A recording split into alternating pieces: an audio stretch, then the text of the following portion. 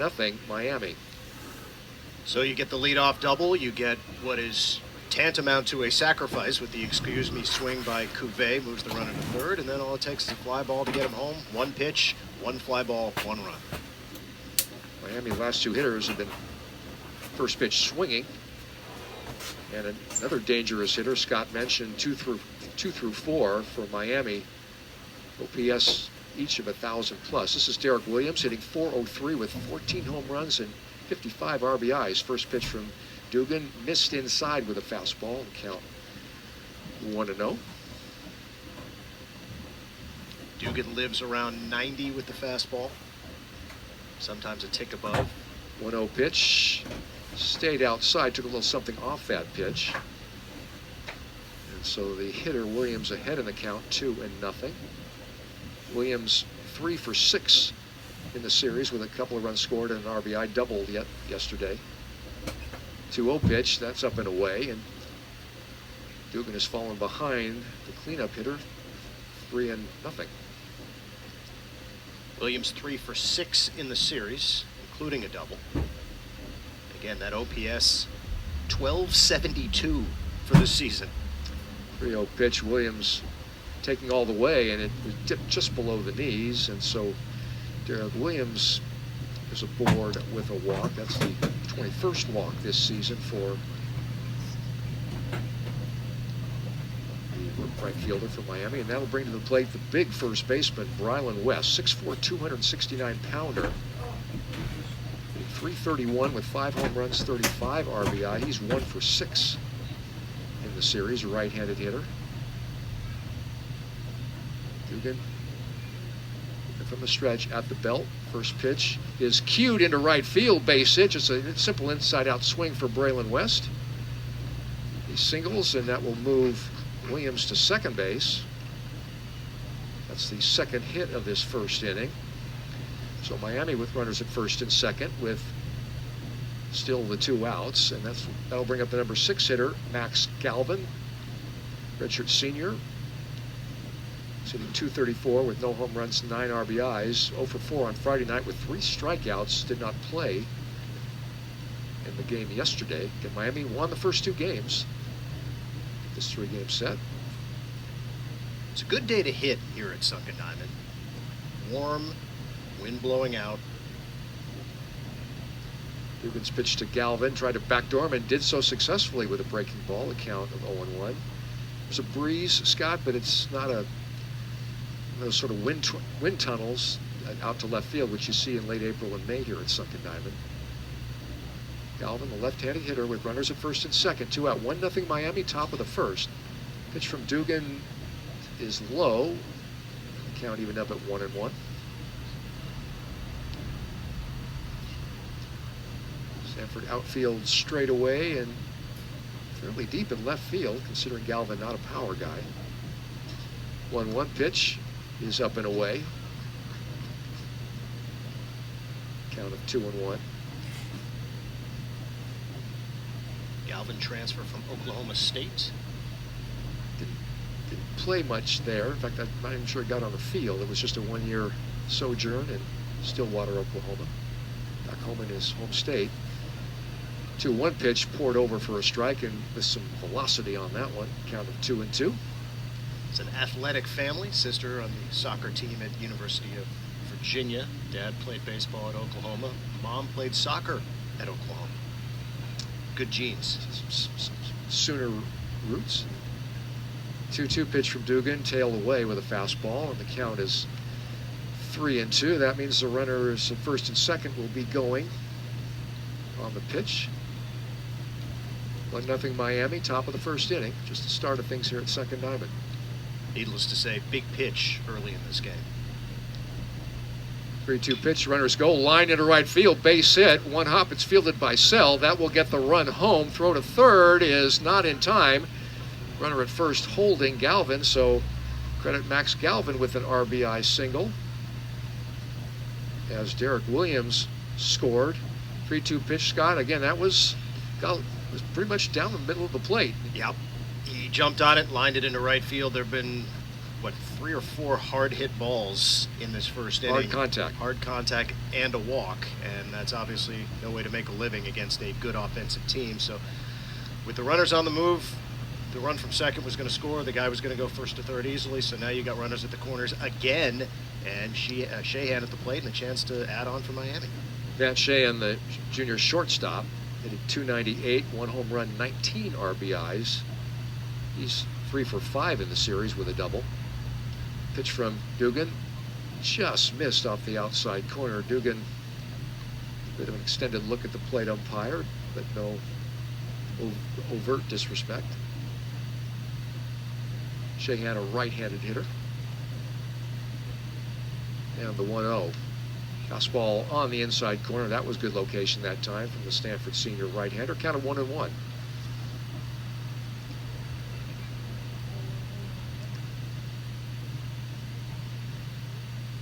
Dugan at the belt. And the pitch on the way is low. Maybe a bit outside as well. 2-1 that counts. So the pitch count for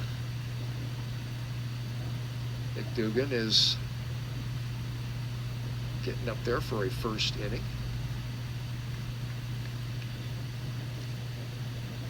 This is hitter number 7 in the Miami order. Pitch is swung on and missed. Breaking ball had Shahan fooled. And the count 2-2.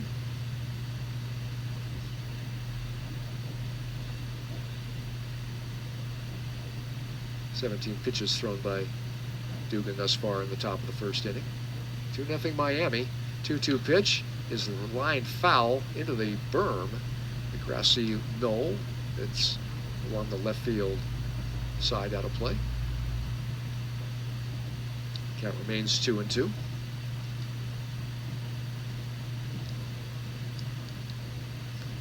Runners at first and second taking their leads. 2-0 Miami, 2 outs, top of the first.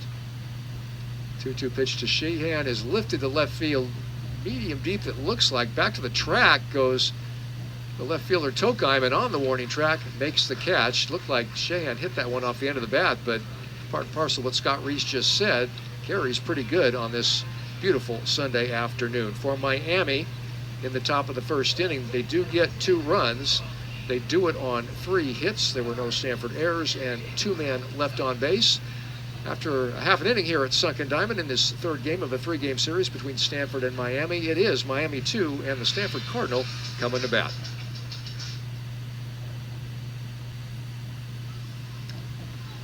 Bottom of the first inning, it's Sunken Diamond. Miami 2, Stanford coming to bat. John Platz along with Scott Reese. Happy you've joined us at this beautiful edifice known as Sunken Diamond, campus of Stanford University. For Miami, the starting pitcher this afternoon is A.J.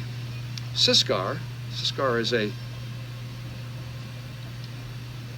6'4", 210-pound right-hander from Weston, Florida. Siskar's numbers this season, this is his 9th appearance and 9th start. He is 3-3, the 1-loss record, 3.49 ERA. He's worked 49 innings, given up 43 hits, 52 strikeouts, but hardly believe my eyes, just 4 walks in 49 innings. So this is a control guy with a capital C. Siskar was, like Nick Dugan, their Friday night pitcher at the start of the season. First pitch to Court McDonald, the Stanford leadoff man, taken for a strike. But unlike Dugan, his removal from that role was injury related. He had a bit of a biceps thing, missed a couple of weeks, came back, and now they've got him slotted on Sundays, but obviously a lot of talent. One pitch to Court McDonald, tails outside, count of 1-1. McDonald has a .369 batting average. Has played sparingly, just 24 hits and 65 at-bats, 2 home runs, 9 RBI. Pitch on the way is hit to second base, and it is caught there by a slow diving Jake Ogden. So McDonald hits it on the screws for Stanford, but it is simply a leadoff first out for the Cardinal. He smoked it. Hit it right at the second baseman. Ogden made the play. You know, John, I'm noticing as Eric Gian comes to the plate, this is new from the last series against Clemson, and I don't know if you noticed this when you were on Friday night, but on the scoreboard, nicknames for the Stanford players. Oh, well, you'll have to enlighten us. First pitch to Eric Gion, the Stanford second baseman, is outside 1-0. Gion had a great year. The transfer from Columbia, his first year in the Cardinal program. .345 batting average, 8 home runs, 17 RBIs. Hit the home run on Friday night here. He's 3 for 8 in the series. He hits one off of his shin, and that one stung. Ouch. Some guys wear the shin protector that hit, and I don't think Mr. Gion is. He might after that. But you look out at the scoreboard, it doesn't say Eric Gion, it says EJ. Okay. And for Cord McDonald, it said Cordy Mack. Okay. So we will keep an eye on baseball nicknames throughout the day as Gion walks it off. A little more about the starting pitcher, Siskar, John. Clearly, as I mentioned, this is not your prototypical number 3 starter. The slider is deadly. It's a wipeout slider. That's the out pitch. Fastball's good, low to mid-90s. But again, here's a guy with impeccable control. You referenced the 4 walks all season. And to have a weapon like this as your quote-unquote number 3 starter for an ACC series is impressive. This is a Miami team that is among the top 25 in batting average, so the Hurricanes could hit. They've got a lot of, we talked about the transfers that they have brought in, but this is a weapon on the mound. And of course, the pitcher Friday night, Rob Evans, is tied for the national lead in wins. He got his 8th win on Friday night, so those are a couple of good bookends. As far as starting pitching, Rob Evans, the left-hander for Miami, who pitched on Friday night in the 6-3 Stanford Miami win, and then Siskar, the good numbers. Well, again, you talk about teams that are built to win in the postseason. Those are the teams that have balance. We've seen a lot of really good offensive teams that hit a wall because they just don't have the pitching. We've seen a lot of really good teams with really good arms up and down the roster that just don't have the offense. They can't thump their way to the College World Series. If you have both, and Miami does, you got a shot. It's like the other sports. Pitching is a form of defense, if you will, just like glove work is. The offensive defense. And Gion, is he going to go get a shin protector? Yeah. One pitch too late. Or he wants... No, he's just spraying the bat. Yep. Well, it's going to sting tomorrow morning when he gets up, but hopefully movement remaining today and adrenaline maybe gets him through today. But that stung. He hit a foul ball, if you're just joining us, hit a foul ball off of his shin. So the count at the plate is 1-1. We're in the bottom of the first inning. 2-0 Miami leads. Second batter up for Stanford with 1 out is Gion, the second baseman, who 2 years ago hit .320 as a Columbia freshman. Missed last year at Columbia, and portal pickup for Stanford here in 2026. Siskar's pitch is nubbed in front of the plate. It's going to be a tough play for the catcher, and there's no play for the catcher as he slipped. That was fortuitous for Gion. Took a big swing, and he just cued it off the end of the bat. It went about 25 feet in front of the plate. The catcher, Sosa, went out there, tried to run around it, pick it up, and make a snap throw, but he's got his feet, went out from under him. He just slipped on the grass, and I feel for Eric Gion, right? 2 pitches after you take one off the shin and you're limping around for 5 minutes trying to shake it off. You've got to sprint at full speed down to first base, but he did it. And now Rintaro Sasaki, the sophomore from Japan with the 11 home runs and 26 RBIs, is at the plate. Siskar from the stretch. He grounds one to second base. It is bobbled there by Ogden. He'll shovel it to first. And now they snap throw to second, or a fake snap throw to second, and scrambling back is Gion. So first pitch swinging Sasaki, and Scott, it looked like he was off the front foot. Was Sasaki just hit a one-hopper to the second baseman? Yeah, he just rolled it over, and it had a lot of top spin on it, so it was a tough play for Ogden, but he was able to, or for West rather, he was able to stay with it. And the cleanup man, Teddy Tokheim, the freshman who, coming into this weekend, was the number 14 hitter in all of college baseball. 414. First pitch is over for a strike from Siskar. It's been a tough series for Teddy Tokheim. He's 0 for 9, but still hitting a very respectable .377, 10 home runs, 28 RBI, the freshman from Seattle. Breaking ball, that's the slider actually from Siskar, and it's about a foot outside, so the count is 1-1. Tokheim was not a starter the first couple of weeks, had a great game, a couple of triples in the exhibition game against the team from Japan. As he chops it at the plate, fouled as Tokheim. Counted 1 and 2 and got into the starting lineup in the next game and has not relinquished his spot in the lineup since, playing left field, being the designated hitter, and even played a little first base on Friday night when Sasaki went down with injury. Yeah, he's been a revelation for this team as a freshman. Had his 15-game hit streak and 25-game on-base streak snapped on Wednesday against Santa Clara. Slider to Tokheim is lifted to center field, high in the air, but just medium deep. And that's a can of corn for the center fielder, Michael Torres, and that is it for Stanford. In the bottom of the first inning for the Cardinal, no runs, a hit. There were no Miami errors, and 1 left on base through 1 at Sunken Diamond. Our score, the Miami Hurricanes 2, the Stanford Cardinal nothing on ACC Network Extra.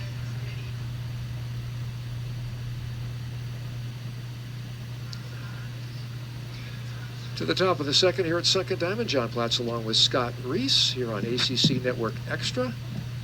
For Miami, in the second, it'll be 8-9-1 in the order. To lead it off, Dylan Dubovic, the freshman designated hitter. Dugan's first pitch to him is popped up, and it's going to be playable just outside the baseline, just short of third base, and is caught there by J.J. Moran. So 1 pitch, 1 out for the Hurricanes here in the top of the second inning. We'll bring up the number 9 hitter, Michael Torres. John, Miami's been very aggressive against Nick Dugan. That's the 4th Hurricane that has swung on and made contact with the first pitch of the at-bat. Dubovic was hitting .333, Torres hitting .253. No home runs, 11 RBIs. The sophomore from Miami, left-handed hitter, the center fielder.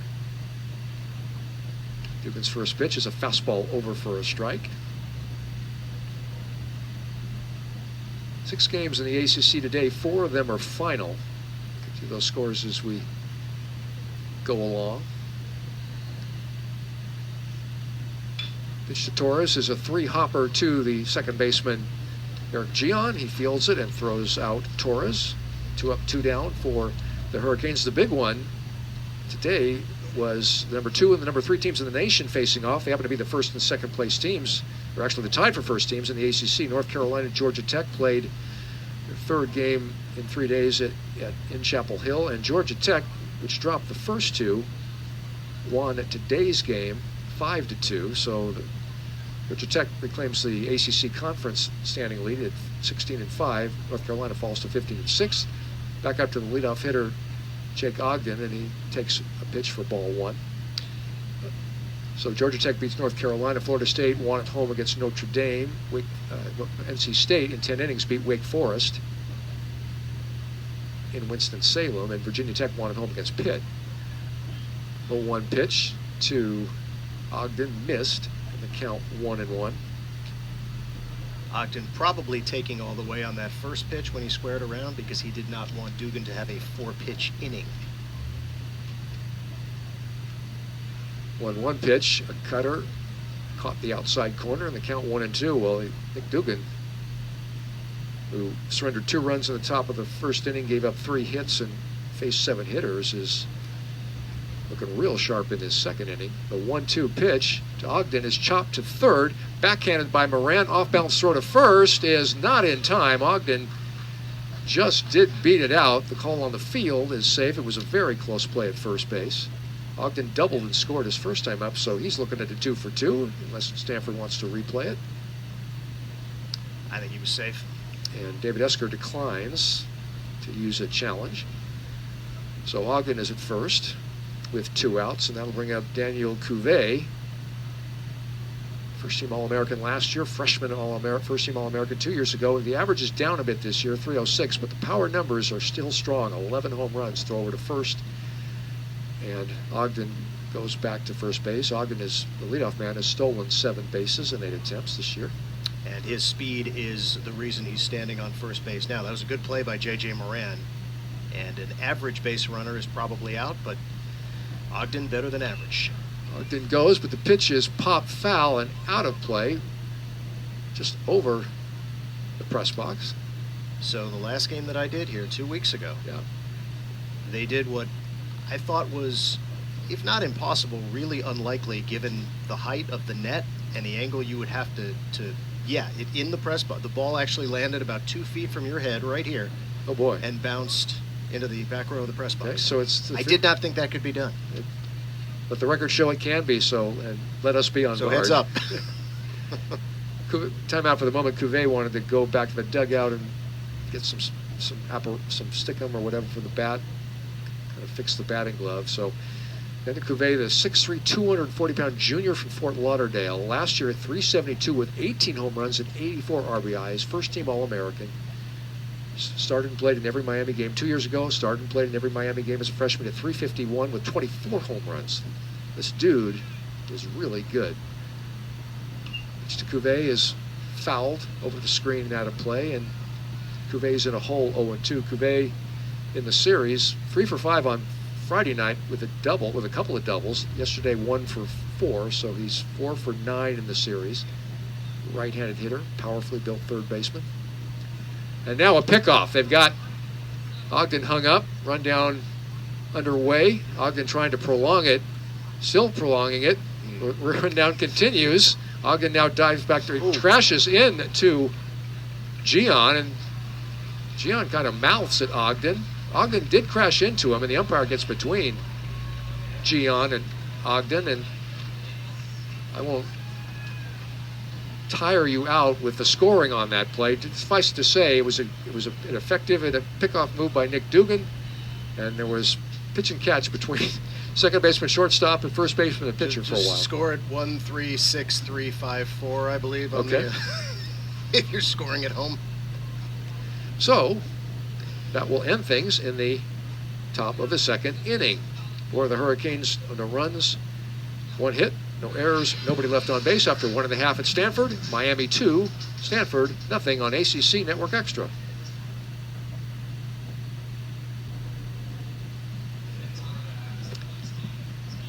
Bottom of the second at Stanford. Miami 2, Stanford nothing. John Platts along with Scott Reese, the third of a 3-game series. We gave you those scores a little bit ago. The big one, the number 2 ranked Georgia Tech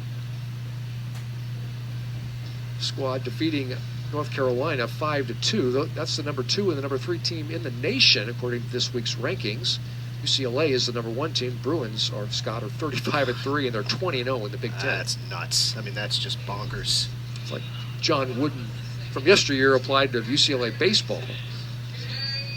So Georgia Tech 1-game lead over North Carolina in the ACC standings. For Stanford, in the bottom of the second, it'll be the 5, 6, and 7 hitters, J.J. Moran, Charlie Bates, and Brock Kettleson. Moran, the right-handed hitting sophomore, takes a pitch over for a strike from A.J. Siskar. And apparently Moran's nickname, John, is Crimson.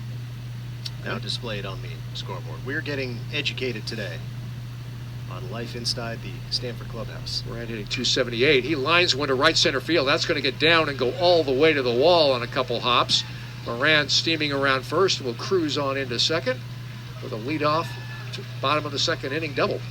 Nice job going with the pitch. And Crimson finds a gap, gets himself 2 bags to start the second. Well, maybe that's the answer for the Stanford bats, which have been quiet the last 3 games.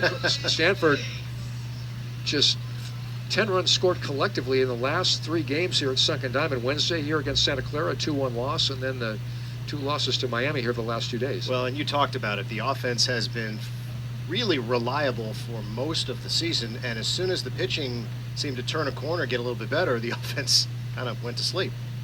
Charlie Bates, the shortstop, left-handed hitter, takes a fastball on the inside corner for strike count of 0-1. Bates, 272, 8 home runs, 28 RBIs. Began the year as the leadoff hitter and kind of has migrated down the order. He's been a bit of a slump. He's had a tough weekend, just 1 for 8. Takes a pitch outside, and the count even up at 1-1. Charlie Bates played center field for Stanford last year. His switched over to shortstop. Just a marvelous athlete, this sophomore. Pitch is chopped over to first base, and it's going to just kick foul as it goes outside the first base bag, where it's fielded by the west of the first baseman. So the count 1-2 now to the Stanford number 6 hitter. Would have been a productive out for Stanford, and your Bates here. You, if nothing else, get the ball to the right side of the diamond, move that runner to third with less than 2 outs. It's the latest in a string of local players to come to the Stanford program. This pitch is lifted to left center field, but high in the air. Plenty of time for the outfielders to converge, and it is the center fielder, Michael Torres. Tagging is Moran. He comes to third, and they might have had him, but the hop was an in-between hop for the third baseman, Cuvée, and so it turns out to be a productive out. The fly ball to left center field advances J.J. Moran from second to third.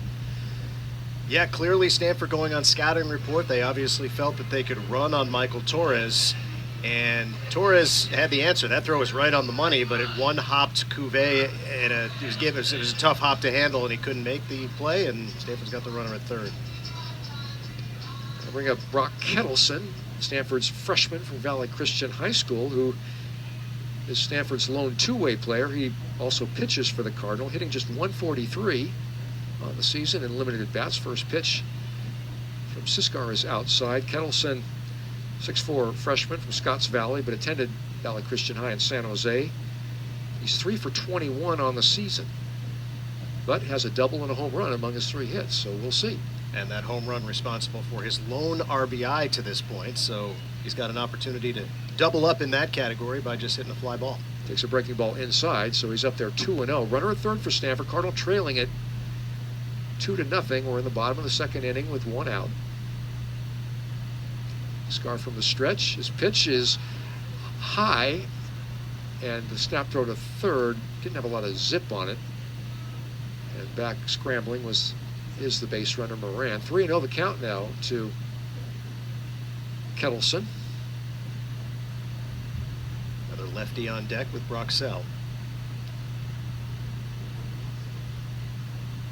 3-0 pitch taken all the way for strike 1. And a fastball, count of 3-1. Yeah, the Brox. Broxell, freshman on deck. Brock Kettleson, the hitter. Both left-handed hitting freshman. 3-1 pitch, tails away outside, and so Stanford has another base runner. Cardinal have runners at the corners now with 1 out, and that will bring up the aforementioned Broxell from Tokay High School in Stockton. I think Stanford was expecting more of a Brock party this season with the 2 freshmen. Sell was a starter at the beginning of the year, then lost his starting job, got off to a slow start. Now gets another chance with the injury to Ethan Hott. Sell hitting just 171, 7 hits and 41 at bats for the freshman. He chops 1 foul behind the plate, count of 0-1. Both these guys big-time recruits. No question about it. Sell, premier player in the northern San Joaquin Valley. Kettleson, out of the West Catholic Athletic League, of course, is a terrific pitcher as well as to being a position player-worthy hitter. Pitch to Sell is chopped foul over to the third base coaching box. And the freshman is in a hole, 0-2. 2-0 Miami, bottom of the second inning. 2 outs. Stanford has runners at the corners. Check it, 1 out with runners at the corners. Broxell trying to... Kettleson does not have a steal. And another pitch is grounded foul, and Kettleson is asking the umpire to look at the baseball. It's almost, he's hit 3 little choppers, Scott, and it's almost like he's hitting part of the glove or something, like it's catcher's interference, but that's a play that all the umpires can see. So sure. It's rare that you see 3 numbers like that. Count remains 0-2 to the Stanford freshman right fielder. Siskar's got a real good slider. I'm going to try to backdoor him here. Fastball is outside. Count of 1-2. Yeah, and I would expect that's the play here. The slider is the wipeout pitch. You got a freshman at the plate who scuffled, hitting a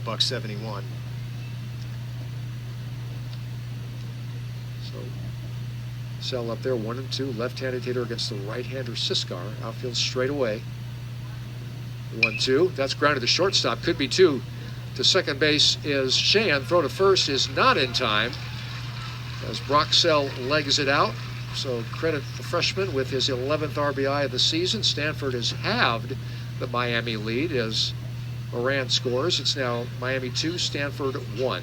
Well, the throw from Sheehan pulled Brylan West off the bag. Otherwise, that's a double play. So maybe a little less close than we might have thought. Fielder's choice is how you score that. Sell is at first. Broxell has 1 steal this year in 1 attempt. And the hitter at the plate's the number 9 hitter, the catcher, Luke Lavin. 247 as he stands up there, the left-handed hitter. And now Sell goes. Pitch is taken for a strike. Throw is wild and into center field, but Sell doesn't take a chance on advancing. Sosa had no shots. Sell got a great jump. So Stanford, bats aren't moving the line, then use your speed. Absolutely. Put pressure on the defense. Now you're 1 base hit away from tying this game up.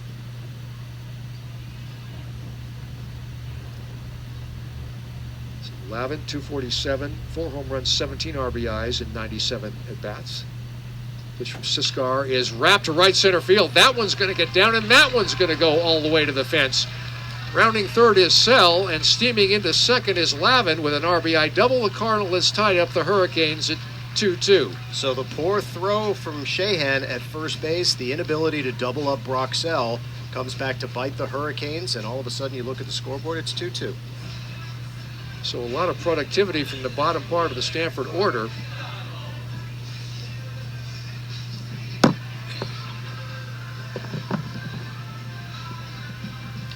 And a meeting at the mound will commence now as Laz Gutierrez, the Hurricane pitching coach, makes the slow walk. And Scott, number 7 hitter singles and gets aboard. The number 9 hitter, an RBI double. So David Esker, I mean, we know that top guys in the order have been hitting all season, but when you get 7 through 9, making good contact and getting the ball down and for extra bases, that really portends good things for your day. Yeah, we've seen 2 balls scorched this inning, the double by Moran, the double by Lavin, both to the exact same part of the ballpark toward the 375 sign in right center. They're getting good swings off of Siskar, and again, John, I'm a little surprised we haven't seen him lean more on that slider. Yeah, I was expecting Sell to get that, and it didn't happen earlier in an earlier bat. We're back to the leadoff hitter, Court McDonald, who lined out to second in the bottom of the first inning. 2-2 score now. Pitch on the way is a 1-hopper to short. Nice backhanded play by Sheehan. The throw to first is in time, and just a brilliant defensive play by the Miami Hurricane junior shortstop. That ends the bottom of the second for Stanford, but not before the Cardinal push across 2 runs to tie the game. They did it on 3 hits. There were no Hurricane errors and 2 runners left on base. Our score through 2. Scott Reese will take to the play-by-play mic when we return after this break. Score now, Miami 2, Stanford 2 on ACC Network Extra.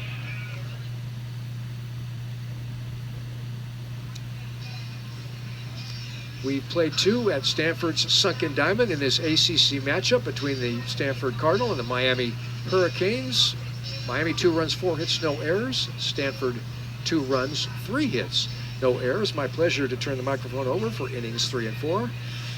My broadcast partner and good friend, Scott Reese. Thank you, John. It'll be 2-3-4 for the Hurricanes here in inning number 3. Daniel Cuvée, who was at the plate in the top of the second when Jake Ogden was picked off first base. So he will get another crack at Nick Dugan. And we talked about this at the top of the broadcast. Dugan struggles the second time through the lineup. Ogden got him for a base hit in his second at-bat, then got picked off, and we'll see what Cuvée can do. But this is obviously the dangerous portion of this Miami lineup with 3 guys OPS over 1,000. Cuvée grounded to short his first time up. The average now at 304 for the season, which is just a couple of ticks below the Miami team batting average of 309 for the season. Does have 11 homers, 43 runs batted in. And Pitch from Dugan. Breaking ball stays inside.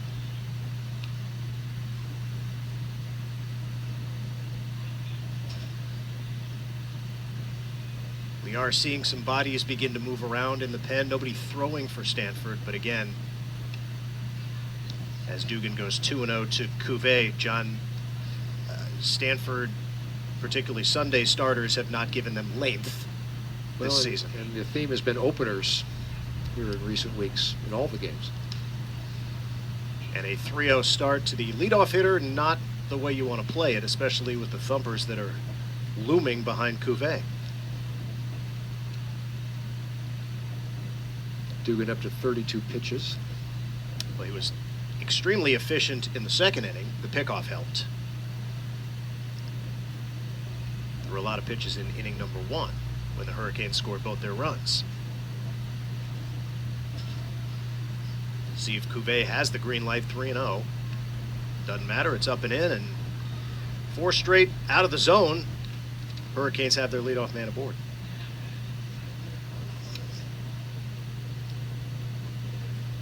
Not the way you want to architect things if you're Stanford. You have 3, 4, 5 coming up. Big number guys, upperclassmen guys. Well, and it's the old shutdown inning, right? That's what you aspire to when you score a couple of runs. You want to come back, put a 0 on the board, keep that momentum. Sosa drove in the first run of the game with a sacrifice fly in the first inning. Shift employed by Stanford defensively. The shortstop Bates is, I think he's about 10 feet to the right of second base, and now a meeting at the mound. And we do now have a left-hander throwing in the Stanford pen. So again, David Esker has seen things unravel here in recent weeks. Wants to make sure he gets ahead of it. That's Andrew Shaw. You know that by the distinctive head tilt. Yes. Not sure if this meeting at the mound is a result of trying to give the left-hander a little extra time in case things spiral here, or if it is simply how are they going to pitch to Sosa, how are they going to deal with Cuvée at first base. Not a huge base running threat. He has 3 swipes in 4 attempts.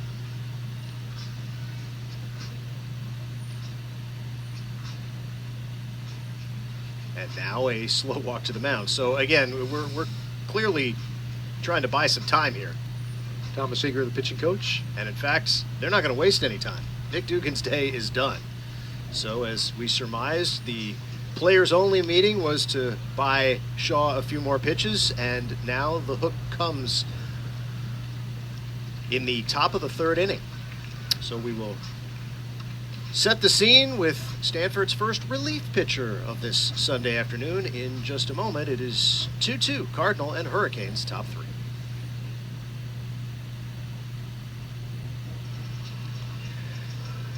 Andrew Shaw making his 14th appearance of the season for the Cardinal. No record, ERA of 4.15. 17 and a third innings, 19 hits, 8 earned runs, 16 walks, 5 strikeouts.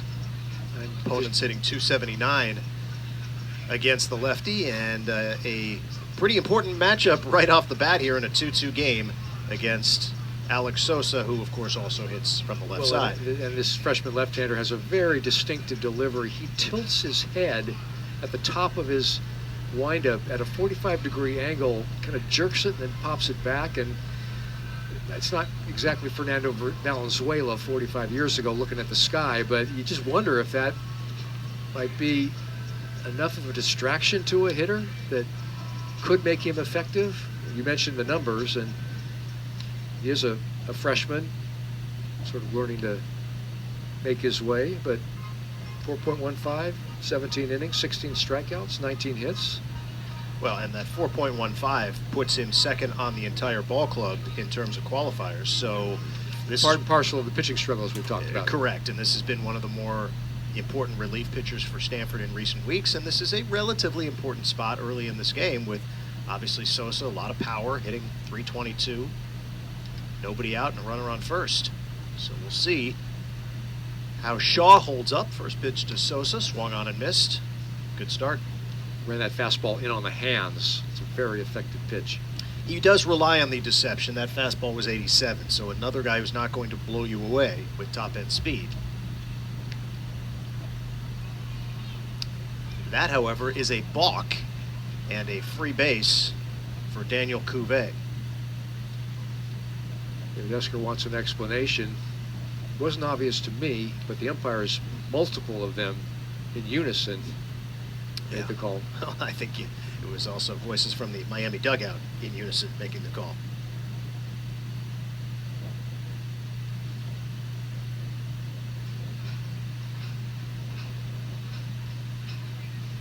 So Esker having a chat with home plate umpire Craig Barron.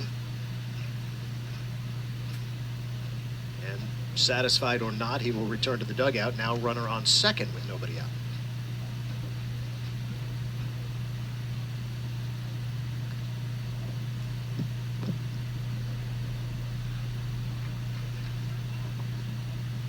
Two-two ball game here in the top of the third on a beautiful Sunday in Northern California. Shaw tried to paint the corner and missed.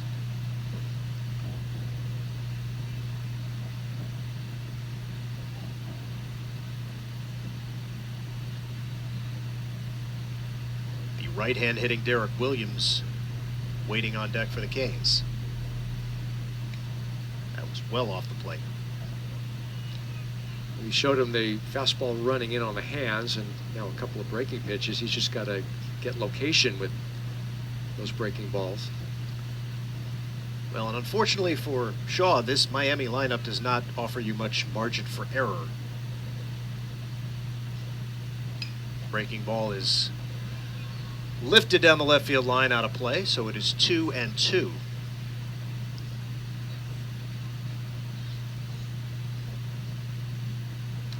I don't think plays a lot of little ball, but further to your comment last inning, Miami wants a productive out here. I'd like to hit the ball on the right side, get that lead runner, the potential go-ahead run over to third. At the very least. 2-2 to Sosa. Nubs one into center field. That's a base hit, and they are going to hold Cuvée at third base with nobody out. So you got runners at the corners now, and a right-hand hitter, Williams, coming up. And the Canes threatening to untie this game as quickly as Stanford tied it in the bottom of the second. That pitch was on the hands, but Sosa had the enough strength to get it out into center field. If they had sent Cuvée, he would have scored because there was a bobble. Had McDonald fielded it cleanly, and I think that's the reason for the stop sign, then there was some risk of the runner being thrown at the plate. But Miami's got the cleanup guy up. A near 400 batting average, no outs and runners at the corners. I would imagine if there are 2 outs in the inning, he is trying to score with no outs. Play it safe, keep him at third base. If you're Miami, you figure your odds are pretty darn good at getting that run home anyway. As Williams takes a strike. You do have a guy hitting .403 with 14 home runs at the plate. You like your chances.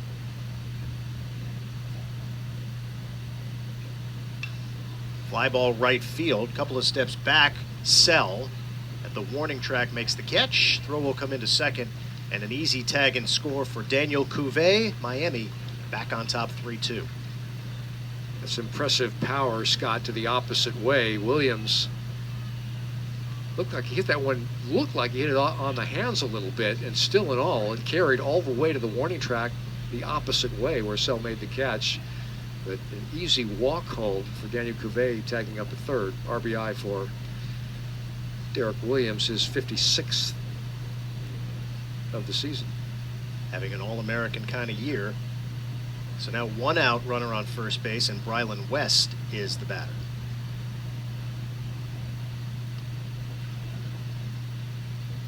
West singled his first time up, and he's hitting .336. A guy who looks, John, like he should have more than the 5 home runs. He is a big, strapping dude. You wonder if Mario Cristobal isn't eyeing him for right? Spot on the Hurricane, right? Tight end, right? Exactly.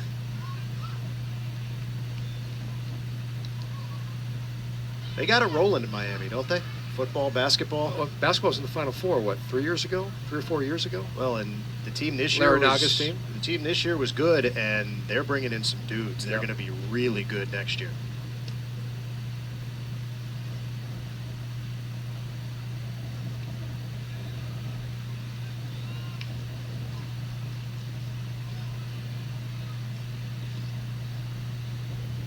1-2 the count to Brylan West.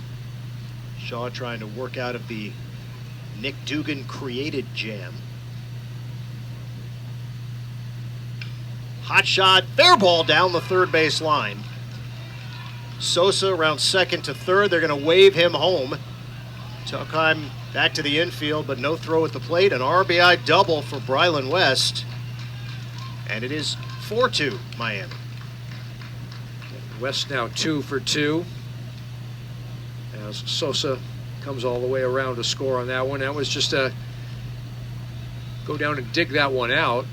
That was smoked down the line. Yeah, but it was low. But the bat was level through the zone for that big man going down to get it. It looked like it was about knee high. It was fair, line drive fair, about 2 feet inside the line, landing about 10 feet back of the cut of the infield dirt. Here's Max Galvin, who had an RBI single back in the first inning. His 10th run batted in of the season. He's got 1 RBI for each of numbers 3, 4, 5, and 6 in the order thus far. Yeah, there you go. That's how you draw it up, right? Table setters get aboard. The thumpers bring them in. Curveball stays inside.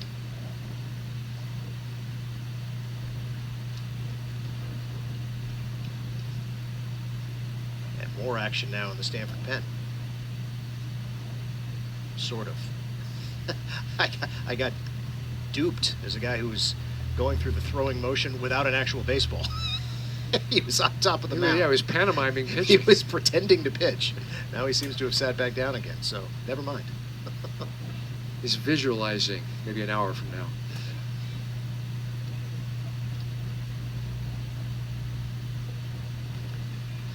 And 3-1 the count to Galvin. First base is open, although you think you'd prefer the lefty-lefty matchup here and go right at him. Challenge for Andrew Shaw, and it's going to determine how quickly he evolves. He does have the decent ERA, but if he can get that breaking ball over more consistently, that's what he's not doing thus far. I think he might have swung at ball 4, pops it up on the infield, and Shaw does what pitchers aren't supposed to do, and that's catch the ball, but it was not hit high enough for either Gian or Bates to get there, and so the pitcher just snagged it for the second out of the inning. Pitch was in on the hands, and Shaw just helped himself. You know, when you go back on the downslope of the infield, that could be problematic. Which is why they advise pitchers not to do that. No, it's. But sometimes you got to go off script. Yeah. Go make a play. Vance Shahan will be the batter now with a runner still at second base, 2 outs in the inning.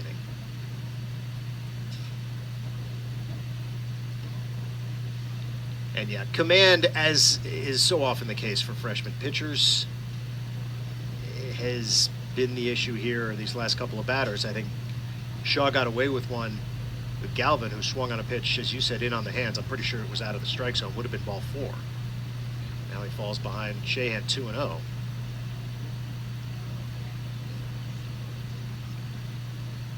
Both those runs will be charged.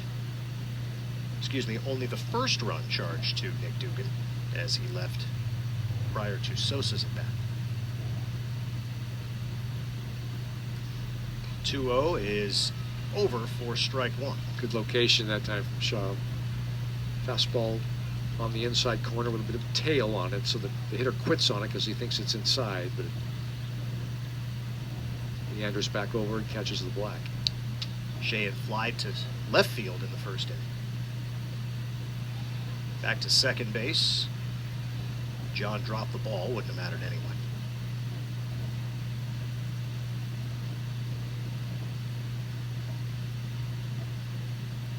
A walk, a couple of hits, and a sacrifice fly have produced 2 runs in this top of the third for Miami, after Stanford scored 2 in the bottom of the second. Changeup, good pitch. Strike 2. Beautiful pitch. Had the hitter Shahan way out in front, and he kept it low. Sometimes hitters can adjust and sort of flick it to right field, but the changeup was in the 80s and perfectly delivered. So now a chance to get out of the inning. 2-2, swung on and fouled. That was a sharp breaking curveball or slider right toward the feet of Sheehan. He did a good job of adjusting his bat and able to keep himself at the box by knocking it foul, pulling it foul.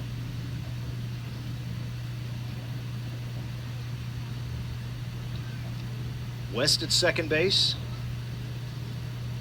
2 balls, 2 strikes, 2 outs, and a bluff. I don't think West is going anywhere. He seems to be pretty concerned with the base runner at second. 269 pounders typically are not your... with 2 outs in the inning. Yeah.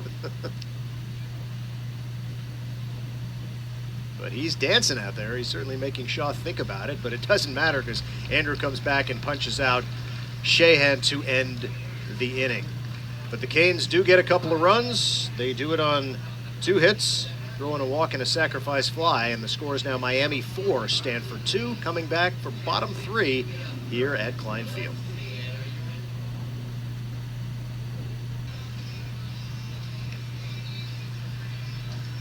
Bottom of the 3rd inning here at Sunken Diamond on a beautiful Sunday afternoon. Pretty good crowd on hand for the series finale between Stanford and Miami.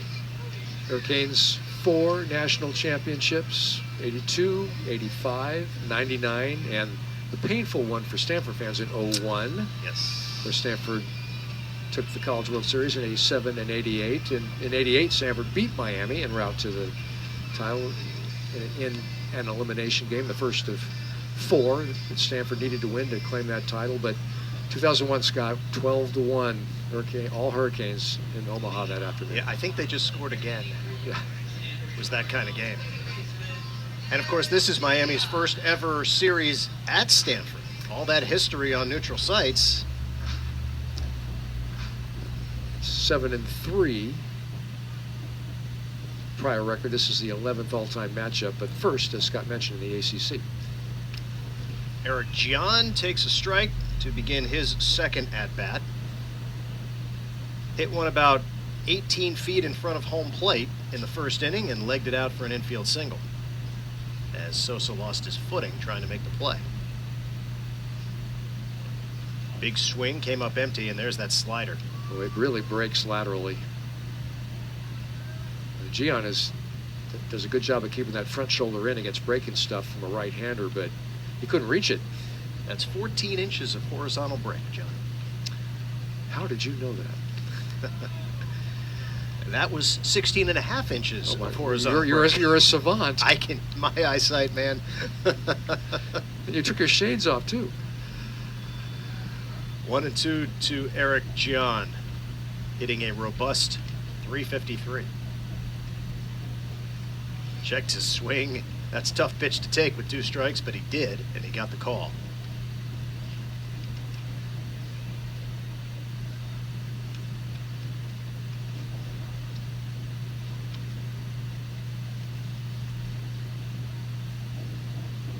Two is fouled. Gian staying alive. He really stays back on that breaking ball, and he seems to recognize it quickly out of the hand of the pitcher, but that lateral break, even if you know it's a breaking ball, it's hard to convince yourself that it's going to break that much laterally. Infield single in the first gave him a 9-game hit streak. And he runs the count full to lead off the 3rd.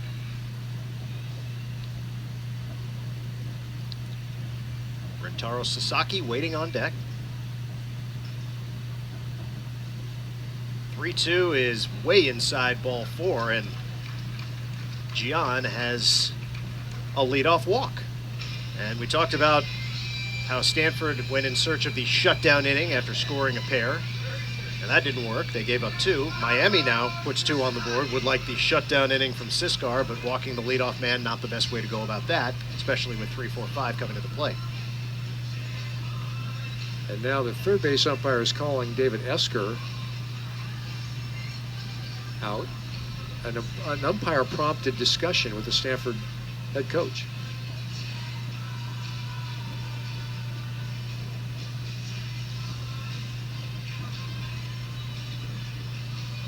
So, John, I have no idea if this has anything to do with why they are having this discussion, but did you see John after he...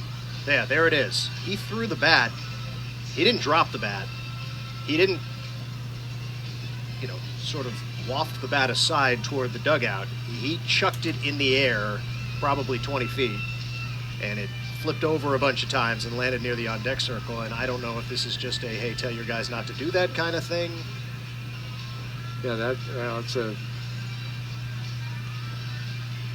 if it had been a flagrant chucking of the bat, you can throw somebody out. This is in that in-between level. It's toward his own dugout. It's not like he was trying to hit anybody. Right, but I didn't notice that. It's a knock-it-off discussion. Yeah, it seemed like an odd, especially after, you see bat flips after home runs. You don't usually see them after walks. Gion's little juiced. He had that...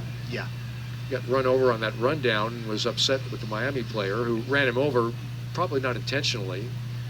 So he walks and still a little amped. Also, it took that Schinberger in his first at bat, so it's been an eventful couple innings for Eric Gian, who stands at first base now with Sasaki and a 1-0 count to the slugging Stanford first baseman.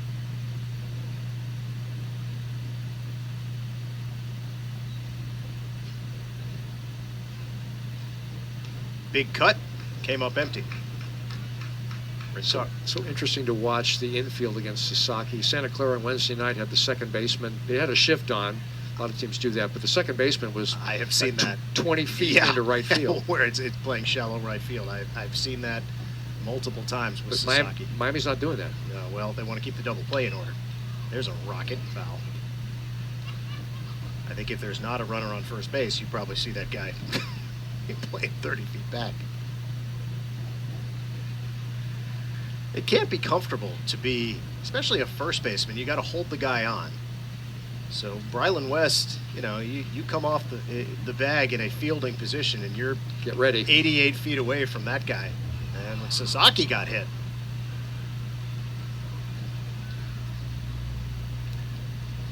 so a walk and a hit batsman.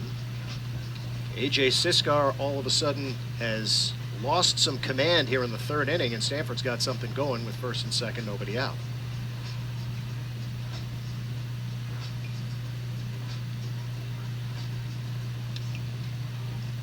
It's the second time Sasaki's taken contact from a baseball in the series. I won't say hit by pitch, because Friday night, as I understand it, the ball went into play, but he swung at it and hit sort of part hand, part bat. It did, and a lot of us thought that, that might be a fracture of a finger, and Sasaki went out of that game, but I think a lot of us were pleasantly surprised to see him back in the lineup yesterday. And now in the 3-hole. He spent much of the season hitting leadoff. Hit second yesterday, third today. And now Teddy Tokheim, or Tedrick, as the kids call him, with a chance to do some damage. And this is the guy you want up there, 374, 10 homers.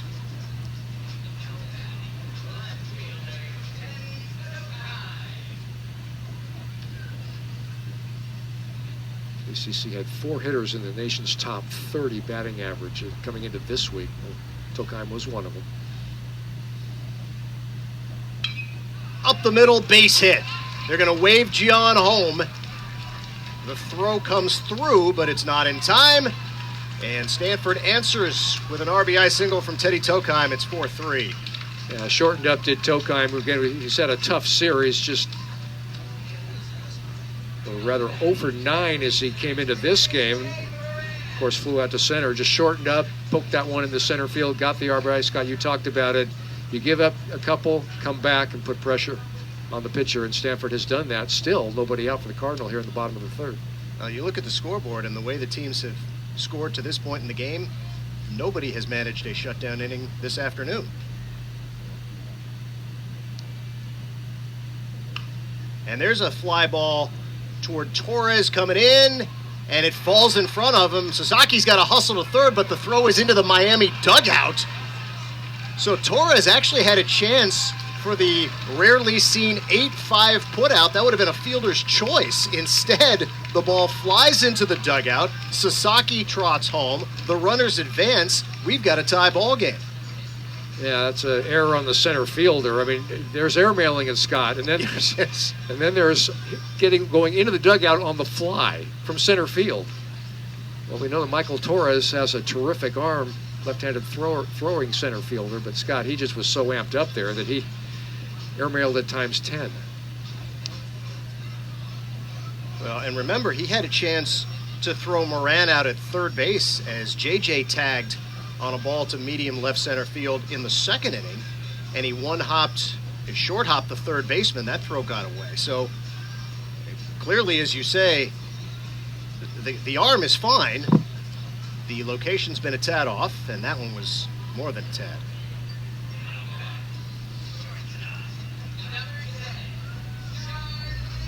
And now Bates will bat with second and third, still nobody out here in the bottom of the third inning.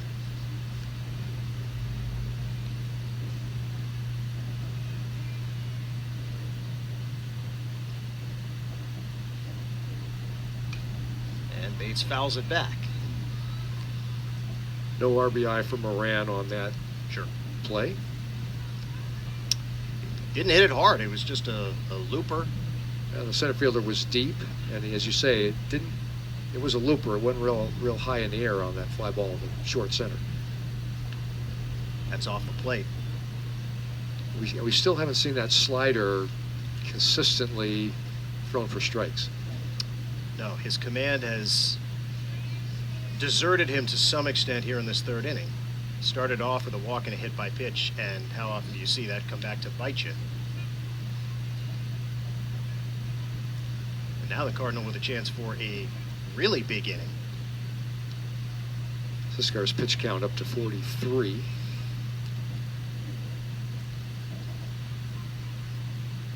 Stanford is the team among these two teams that has used the more arms in this series.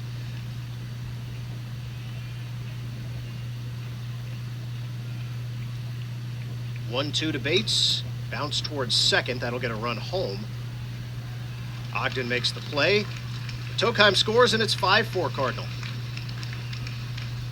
Yep. Productive out for Stanford. You make contact. You don't suffer a pop-up or a strikeout. The Cardinal answers Miami's 2 in the top of the third with 3 in the bottom of the third to take the 5-4 lead. And again, you have a runner on third with 1 out and a chance for Kettleson to get that run home without the benefit of a base hit. Of course, you'd love. Infield's going to play in.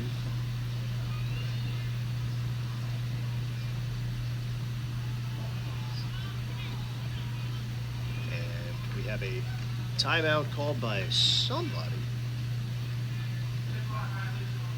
Pitch clock violation on Siskar. So it is 1-0.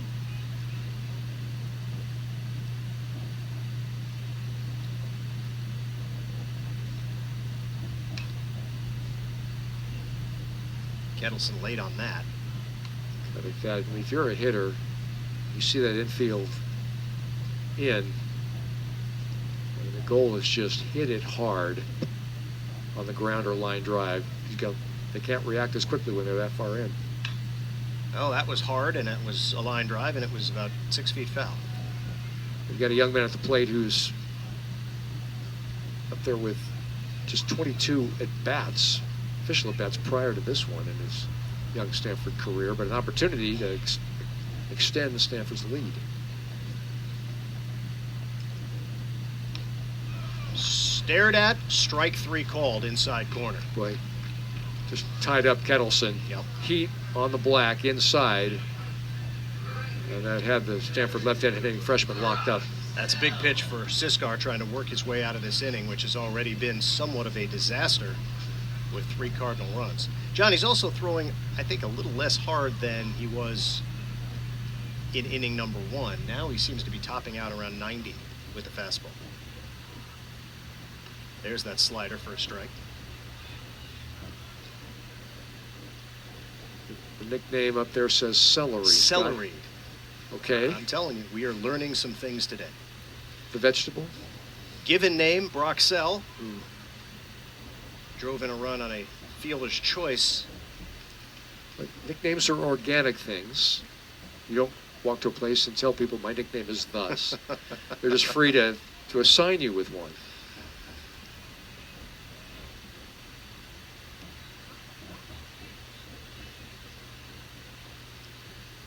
Sell lines one into right field for a base hit. That's got to feel good for Brock. Moran scores. Stanford adds on. It is 6-4 Cardinal. That pitch was on the inner part of the plate, but Sell got the bat head around and got enough elevation on that line drive to get it a couple of feet above the leaping second baseman, Jake Ogden.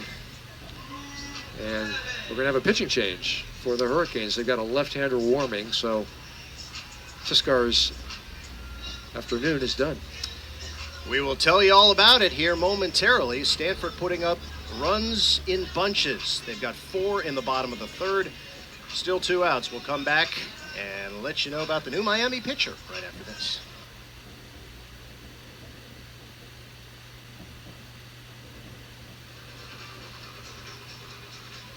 The new Miami pitcher is Sebastian Santos Olson, 6'3" freshman from Port Chester, New York.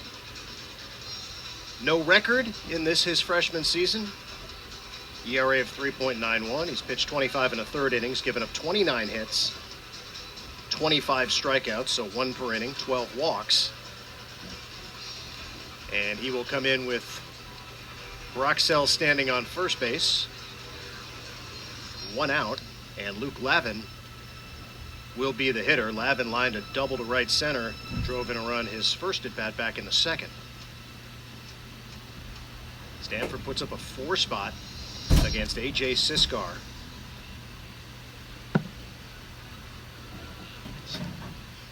Stanford has scored as many runs in this game through 2 2/3 innings that it scored in the prior 2 games combined. Lavin trying to add to it. Lefty on lefty. Hitting .255, 4 home runs, and now 18 RBI. And he takes a fastball just off the plate. Similar velocity for Santos Olson, about 90 miles an hour with the heater. Another tall pitcher. Lanky.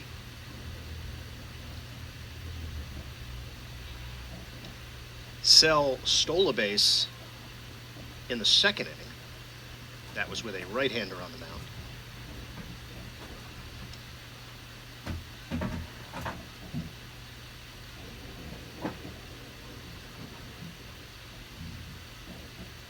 There he goes again. Pitch is fouled off, and Brock got another pretty good jump. Maybe a little hit and run play in order there.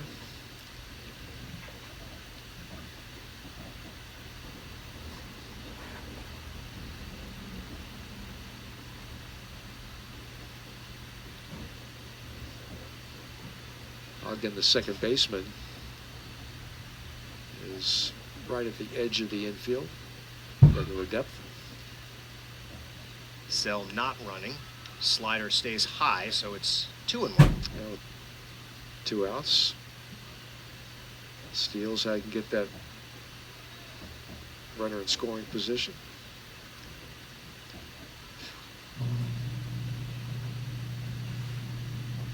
Sell dancing a bit at first base. And as such, Santos Olson chases him back.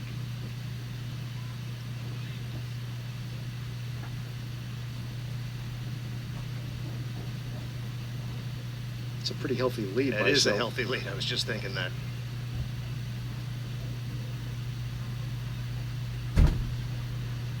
Pitch is down low, and you wonder if Sell's not having a bit of an impact. Well, you know, relief pitcher's part of the experience is what if you come into a game and you've got a pesky runner and you haven't really faced a batter yet? It's part and parcel of the education of a relief pitcher. See if he's running 3-1. He is not. Pitch is bounced foul. He'll be running now. Yes, he will. 3-2, 2 outs. Runner at first.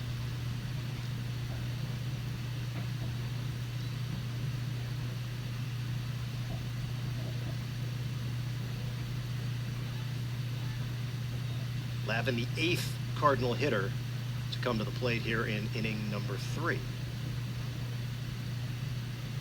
And a timeout asked for by whom, I am not certain. We're looking toward the Miami dugout.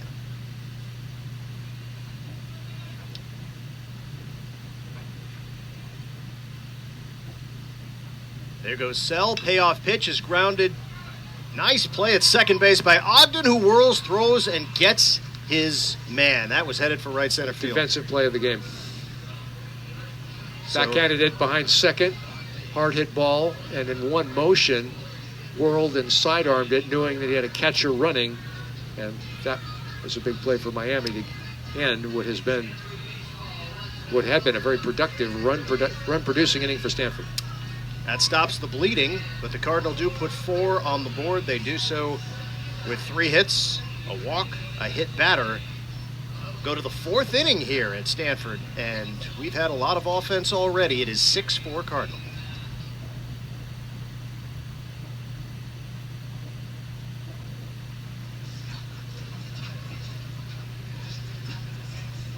Stanford finds itself on top for the first time this afternoon, a 6-4 lead over Miami. And the new pitcher is Cole Peterson, 2-1 with a 5.30 ERA, 11 2/3 innings, 17 hits, 13 strikeouts, 7 walks. And he will see 8-9-1 in the Hurricane batting order. Dylan Dubovic will lead things off here in the top of the 4th. Third Stanford pitcher of the afternoon.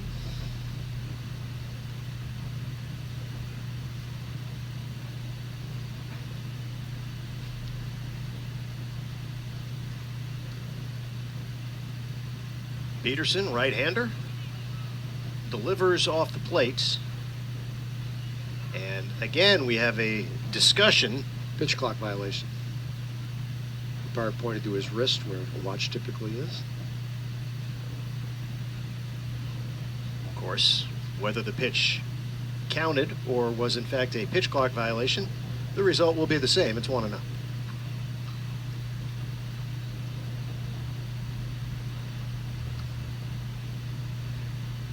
We've had our fair share of confusion here in the first 3+ innings. Nothing major, just minor confusion. Fouled back, 1-1.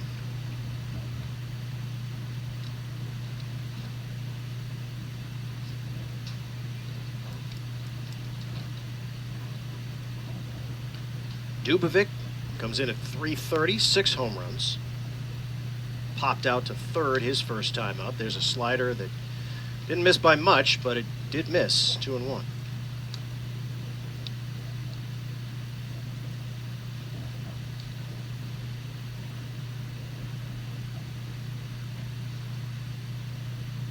Excuse me, 1-1, and there's a pop up a mile high. Out goes Bates, and he is called off by the center fielder, Court McDonald, who puts it away for the first out. Now that one way up there in the sky. It takes me back to that regional playoff game 3 years ago or so where the Cardinal advanced to the next round of the playoffs because the second baseman about 9 o'clock at night in a robin's egg dusk sky could not find the baseball. Lost the ball. Certain times of day more vulnerable, but even midday, we've seen it at Oracle Park in San Francisco.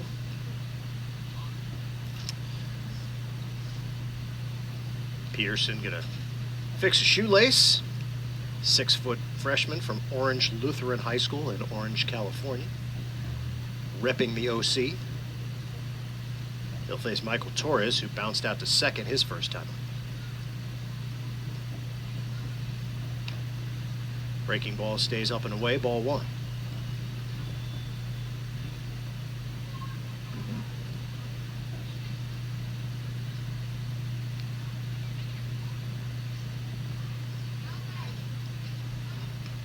And a better breaking ball finds the zone to even the count.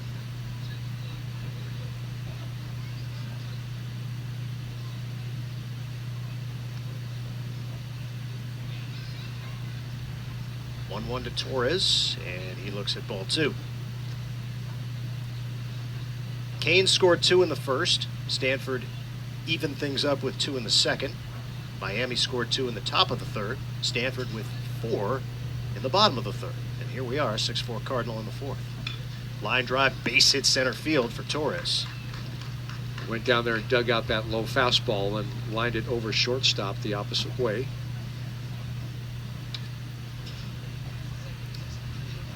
That'll turn the lineup over, and Jake Ogden, who has 2 hits in 2 at-bats this afternoon, although he was picked off after singling in the second inning. Right after Ogden, the big boys, all 2, 3, 4, 5, all big, physically and statistically. Pedigree, but yeah, physically, yeah, they look like they could play for the Kane football team. High strike to Ogden.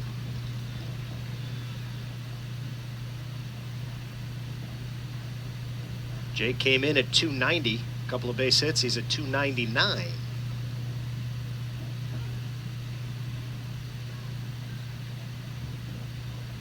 Ball in the dirt. Nice play by Lavin.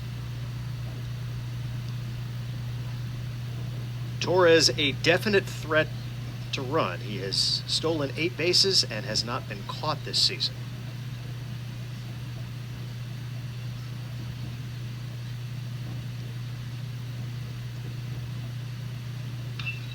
Bounced foul.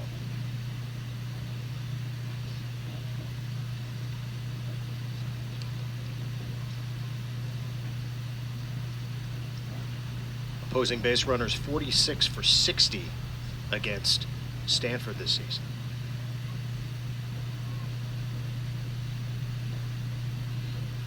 They were great the first couple of weeks at throwing out runners. It's tailed off a bit. Right field line. Sell giving chase near the bullpen, but it's out of play.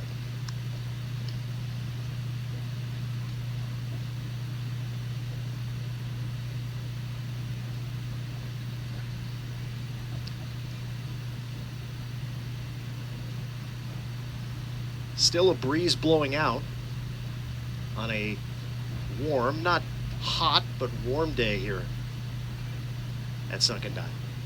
Throw to first. We had the runner leaning that time, it looked like.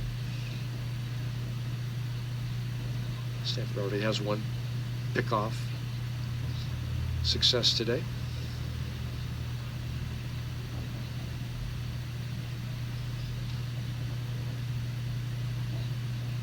Torres not running, and another foul ball. No, he missed it. I was saying the foul went into the glove, or he did miss it. Boy, I thought my eyes played tricks on me. I thought he fouled that back. So that's a strikeout. First one for Peterson. So 2 out. The question is, would you send the speedy number 9 hitter at first base, Michael Torres, with Cuvée at the plate with 2 outs? Do you want to take the bat out of his hands? It's an RBI potential for a big RBI guy at the plate. Cuvée grounded out and walked in 2 plate appearances. And there's a long fly ball left field. Tokheim giving token chase, but that thing's way into the trees. 2-run home run, and Daniel Cuvée has tied this ball game. That was an easy swing, and he didn't even give the runner a chance to break from the plate. That's how, midway through your junior year, you have piled up 54 career home runs with a frame like that and an easy swing from the right side like that. That was a no-doubter. Warm day, cold day, breeze blowing out, breeze blowing in, wasn't going to matter. So the first home run of the ball game, again, the elusive shutdown inning, and we are tied at 6. Like a tennis match, into deuce, add 1, deuce, add in, add out. We have seen some games over the course of this Stanford season where nobody could score enough runs.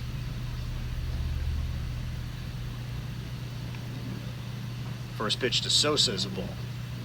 Think of that doubleheader against Utah Valley. Ooh, 3 straight games of 15-plus runs.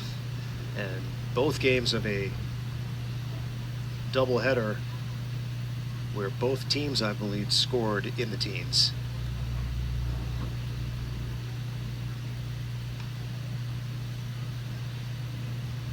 Talked about Stanford having a lot of offense and not enough pitching. Never was it more evident than that series against Utah Valley, which the Cardinal did sweep. Sosa, 326, 10 homers, 43 RBI as he stands in against Peterson. Hot shot into the shift. Nice play at second base by Gian, and he retires Sosa. But the damage done on one very big, very smooth swing from Daniel Cuvée. 2-run home run. Ties the game at 6, going bottom 4 here at Stanford.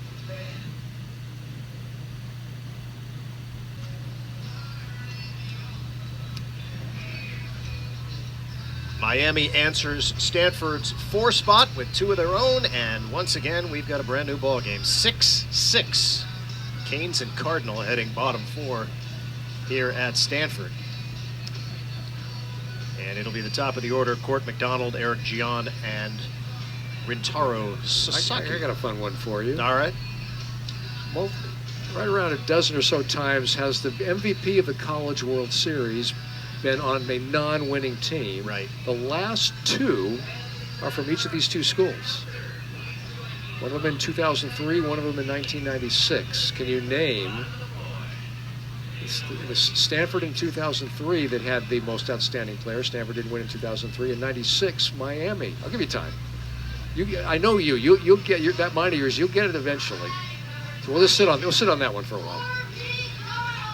In the meantime, Court McDonald will lead things off. Stanford center fielder lined out to second and grounded out to shortstop.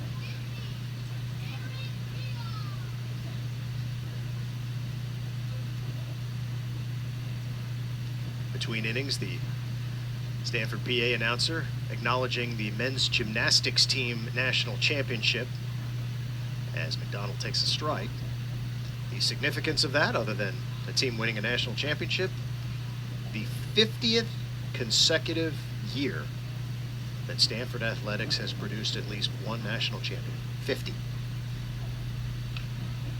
138 now. The Stanford total all-time NCAA team champions. And of those 138, 2 belong to this Cardinal baseball team. Second inning of work for Sebastian Santos Olsen as he falls behind McDonald 2-1. 1987, 1988. Again, Stanford had to win 4 elimination games to win in '88, the second of the back-to-backs. First of those was a 2-1 walk-off win by the Cardinal, June 7th, 1988. How did Stanford walk it off? As there's a foul at the plate. Stanford had a runner at first and second. With 1 out, there was a bottom of the 9th.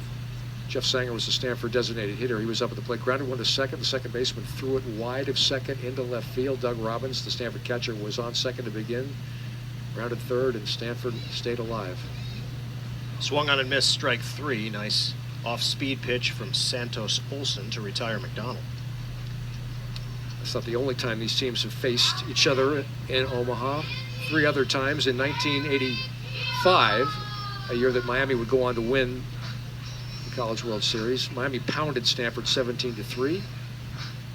Teams faced one another in the championship game in 2001 that Scott, you talked about earlier. 12-1, the Miami victory to win it all over Stanford in 2001. In 2008, Stanford and Miami went in it. Cardinal beat the Canes. Stanford got to the semis that year.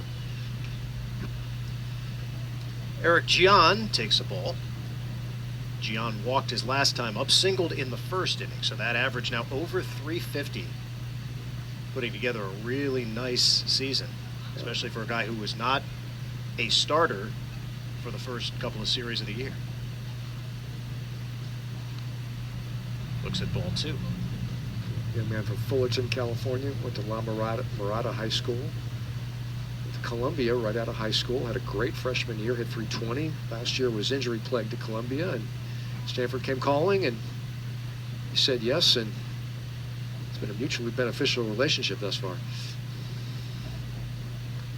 2-0 in for a strike. Was the Miami player Pat Burrell? Yes, it was. I knew you'd get that one.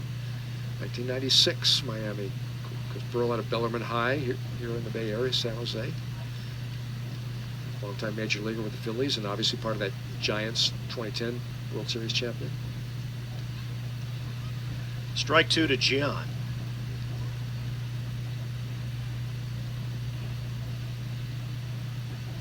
Pat Burrell, most outstanding player of the '96 World Series. Miami did not win it that year. 2003, there was a Stanford most outstanding player, but Stanford did not win in '03. They only got to the semis. Full count to the Cardinal second baseman. Actually, I stand corrected. Stanford got to the championship game, three-game series against Rice in '03. 2002, they got to the semis. 2003, Stanford lost to Rice in the third of the best of three. These two teams have had such glorious Their baseball histories. Pedigrees are sterling. 3-2 pitch, ball 4, and Gian is on for a third time. And John, did you see what he did with the bat there? Did he fake toss it? Nope, just placed it right on the ground. Just Last time he chucked it 40 feet in the air. This time, just put it on the ground. You all want me to be a rule abider? Here's your rule abiding. So Sasaki will come to the plate for the third time today. He was hit by a pitch last time up, grounded out to second. Back in the first. We have had 4 consecutive half innings with runs on the board. Stanford trying to make it 5. And that'll do it. Sasaki way out of here. That's a bomb. That went over the oak trees. It might have gone into the swimming facility, not into the pool. Didn't get into the pool. It was close to the pool. Sasaki doing what he has done so many times in 2 seasons at Stanford, not just hitting a home run, but a majestic Sasaki bomb, and the Cardinal back on top 8-6. Got all of it against a left-handed pitcher, too. That's a left-handed batter against a left-handed pitcher, and that's home run number 12 for Rintaro to lead the Stanford team. He had the lead in home runs coming into the game, but Scott, you talked about a pregame show. He's heating up. And Teddy Tokheim stands in and looks at strike 1. That was the left-handed version of Daniel Cuvier's home run for Miami in the previous half inning to left field. Just a mile high, plenty of distance as Tokheim grounds one to third, and under the glove of the aforementioned Cuvier. Tokheim's aboard. I assume that will be an E5. Would have had it backhanded about 10 feet behind the bag and about 2 feet inside the line as we look at the scoreboard to see how they call it. It's an error. Now, if this were Major League Baseball, ironically, that's a base hit all the way. Have you noticed how difficult it is to commit an error in Major League Baseball these days? It's become a more rare thing. It is really hard. But in college, you got to make that play. So Tokheim aboard, still 1 out. And J.J. Moran stands in. And Moran pops one straight up on the infield. That's in that high sky. West having a little bit of trouble, but he makes the play for the second out.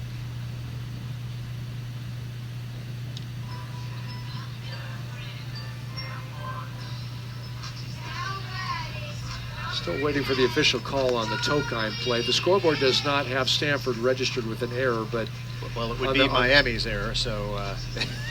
Oh, excuse me. That's right. So yeah, no, there's 2 up there. I looked at the wrong line item. Thank you for correcting me. No worries, you're good.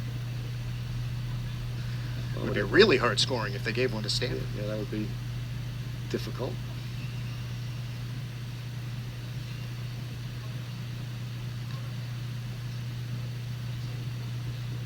Charlie Bates, 2 outs and a runner at first.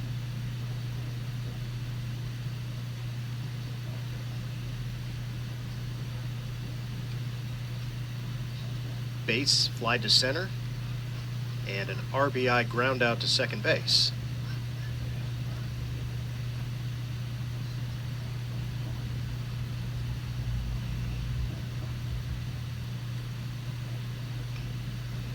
And a slow roller to third. Cuvée bare hands, but he's not going to have a play. And Bates has an infield single. Interesting, Cuvée, I think Scott was too deep with 2 outs. He was not even with the bag at third. He was 2 or 3 steps behind. I guess a left-handed hitter with speed. I'm surprised he was positioned where he was, and that, as much as anything, I think is why that was going to be a base hit all the way, even if he fields it cleanly. Yeah, he's not getting him. You're right. And Brock Kettleson now with a chance to drive in a run. 2 on, 2 out, lefty on lefty.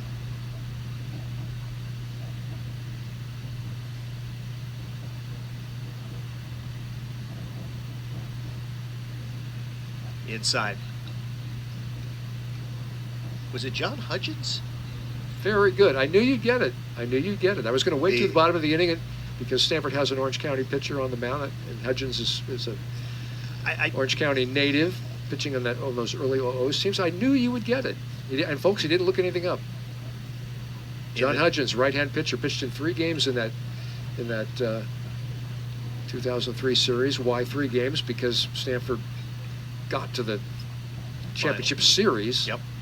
He was the #1 that year. He was the most outstanding player in a World Series, College World Series, that Stanford lost to Rice.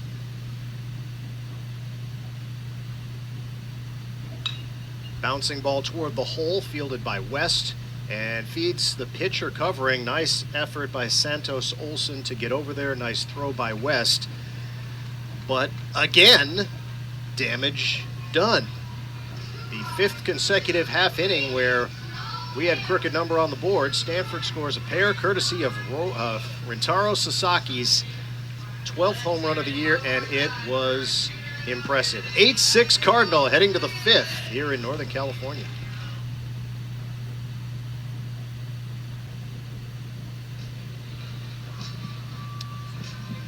Another new pitcher for the Cardinal and another new score for all of us. 8-6 Stanford, top 5. And back to John Platz for the play-by-play. Thank you, Scott. Stanford has its 4th pitcher now into the game to begin this top of the 5th inning. Cassius Thomas, the Stanford senior right-hander, is getting his warm-up tosses in. Began his college career at Duke, transferred over to Stanford. He's a Los Angeles native, attended Sierra Canyon High School. Thomas on the season, pretty good numbers. This is his 18th appearance, all in relief. 2.45 earned run average, 1-1 record, 1 and loss. 18 1/3 innings pitched, 19 hits surrendered, 14 strikeouts in those 18 1/3 innings, just 8 walks by the right-hander. Thomas, 6'2", 207-pounder. So Stanford has had Nick Dugan, who started the game, Andrew Shaw, I should say, Colt Peterson, and now Cassius Thomas. Is Stanford going with the bullpen strategy? A pitcher pitches 1 inning, maybe a couple. If one gets hot, maybe 3 or 4. This is what Stanford has been doing in recent weeks. The injury to one of the starters at the beginning of the year, Aiden Keenan, and so bullpen game it is. And for Miami, they got the meat of the order coming up, or the middle of the order, I should say. Williams, West, and Galvin, the scheduled hitters. Derek Williams, the cleanup man, who has not had an official at bat. Officially, Thomas's first pitch is ground ball, backhanded by Bates. He's going to 2-hop it to first, but the throw is wide of first. It was gloved by Sasaki, but that was a heck of a play. Diving to his right, Charlie Bates, and the ball was hit so hard that had he scrambled to his feet and thrown a throw that would have bounced to Sasaki with his foot still on the bag, that they would have got Williams at first. It'll be an infield single all the way. I'm looking for exit velocity on our little screen here. I don't see it, but that was scorched, and full extension by Bates at shortstop. Would have been an unbelievable Sports Center top 10 kind of play had he been able to convert the throw. Rylan West, the hitter, takes a fastball high from Cassius Thomas. West is 2 for 2 with an RBI in the game, single in the first and doubled homer run in the second.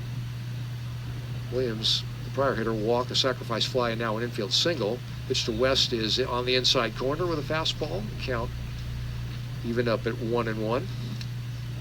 8-6 Stanford. We're in the top of the 5th inning in this third of 3 games between Stanford and Miami. Thomas's fastball just off the outside corner. Count now 2-1. We mentioned again the most outstanding player of a College World Series not on the winning team. John Hudgens, the most recent one from Stanford, 2003, a Stanford starting pitcher.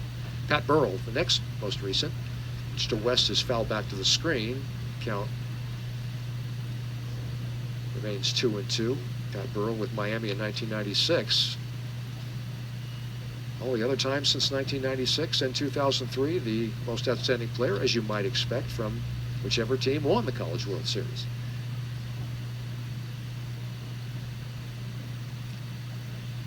Cassius Thomas, the right-hander.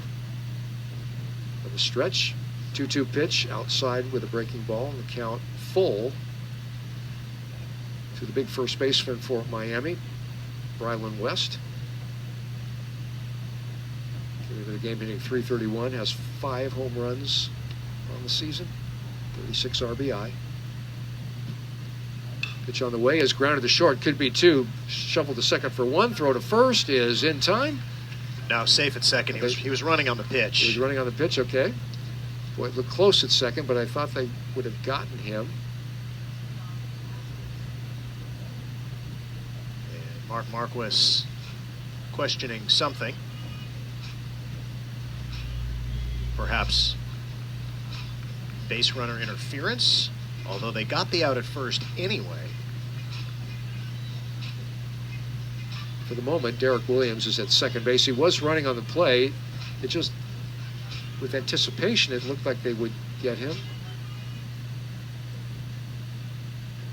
Now the umpires will speak. We may have a replay situation here.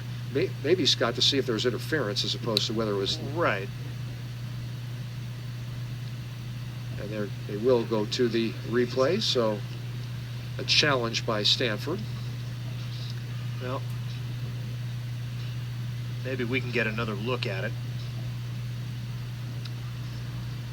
So, runner on the move.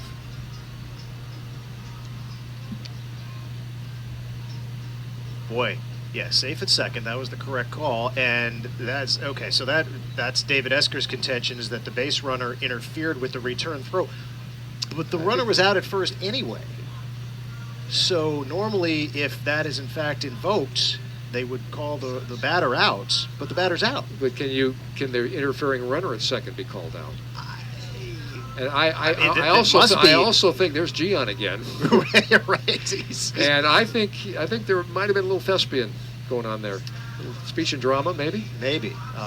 Because he sort of went to the ground after the throw. I mean, look, but I don't think it was because of a blow, right. A stiff arm or something. So I imagine. And they're all talking about it now at second base. I think Williams is saying, "Come on, man." We'll see. Anyway, the umpire's still looking at the monitor. Yeah. I imagine Williams is going to be just fine at second. I don't think this will rise to interference, but I have been wrong before. Well, if it did, then clearly there has to be a rule that would allow them to rule the runner out at second as well. Otherwise, this is all for nothing, because the guy at first is out regardless.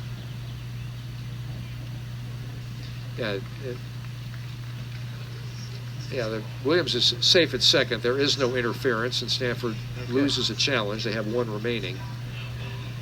So you score that 6-4-3 on the out of West.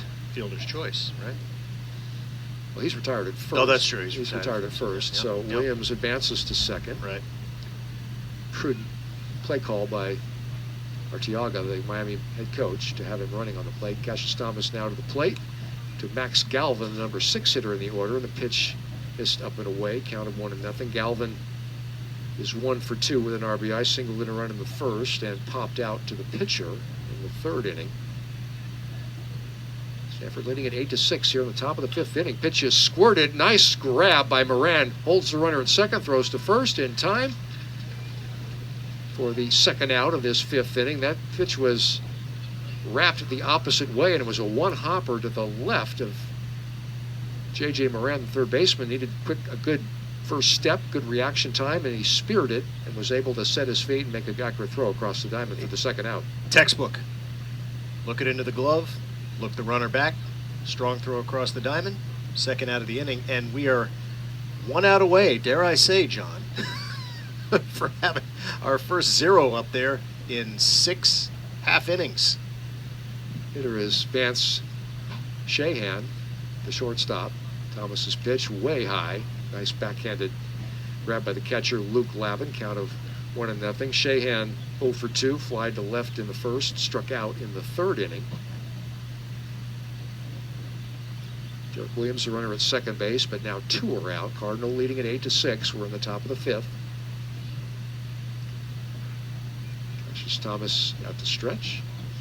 Pitch is swung on and missed. Good location on that fastball running inside to the right-handed hitting Shahan. I will say, John, I think the officiating, the umpiring today so far has been spot on. Yep.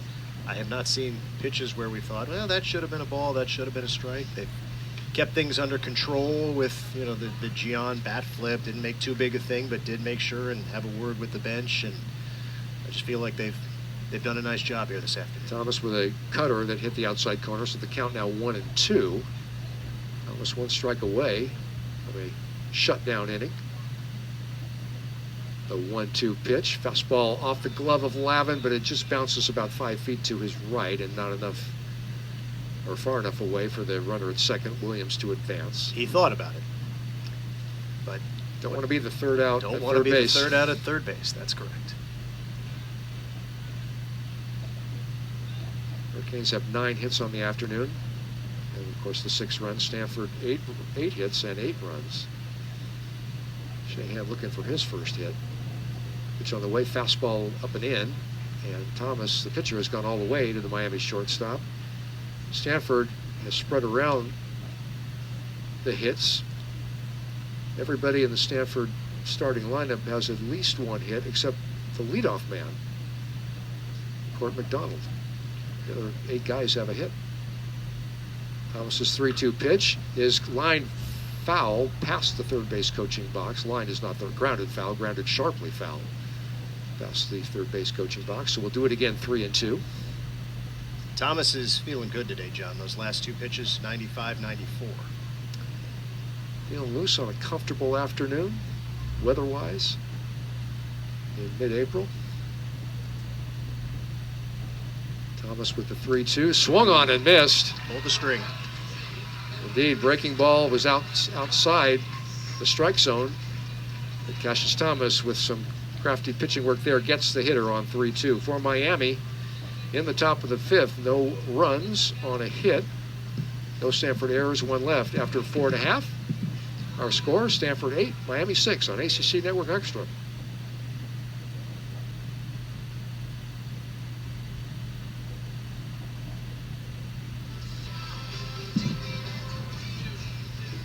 To the bottom of the 5th inning here at Stanford University's Sunken Diamond. Stanford leading Miami 8-6. As we go to the bottom of the 5th inning for Stanford, 8-9-1. The scheduled hitters, Brock Sell, Luke Lavin, and back to the top of the order in Court McDonald. Stanford trying to salvage a game in this 3-game series, with respect to which Miami's won the first 2 games. Pitch from the pitcher Santos Olson is over for a strike with a breaking ball. Count of 0-1. Brock Sell, the number 8 hitter, born and scored on a fielder's choice in the second, single home run in the third. So a nice game for the freshman as he chops one over toward the first base coaching box foul. Count 0-2. Stanford has had some good players named Brock from the Central Valley here this decade. Brock Jones, his junior year, the center fielder from Fresno in 2022 at 324, 21 home runs, 78 RBIs. As a fastball runs up and in, nearly decapitates Brock Sell, who he just did twist out of the way. That was a pitch that, as they say, got away. But that was a little frightening. That was a heater from the pitcher, Sebastian Santos Olson, and he's 6'3", 210 pounds, and he throws a ball with heat. That was 89, Okay. which probably looks like 189 when it's coming at your head. 2-2 pitch to Sell. Stayed in there on a breaking ball, did not buckle. And it almost set him up, though. I mean, I don't think he was Yeah. trying to throw at his head, but it set him up perfectly for that breaking ball in the outside corner. He just left it off the plate. Sell doing a good job hanging in there. 3-2 the count for this freshman from Stockton. 3-2 pitch from Santos Olson is hit to right field, hit fairly deep. Back goes the right fielder to the wall, leaps. It is gone. Brock Sell takes Santos Olson deep to put Stanford up 9-6. Brock Sell's first collegiate home run, a line drive over the Stanford Federal Credit Union sign in right field. Well, and as you say, Scott, you nailed it. Where you take a fastball at your noggin that almost hits you in the face.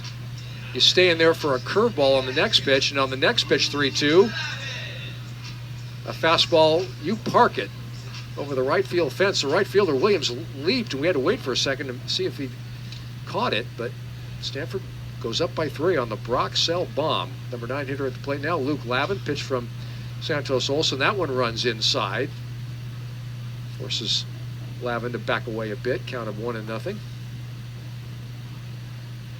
Well, Brock Sell having his finest day as a collegiate player. An RBI single, a rocket into right field, and then the home run. And now a ground ball into the hole at short. It's bobbled in the hole.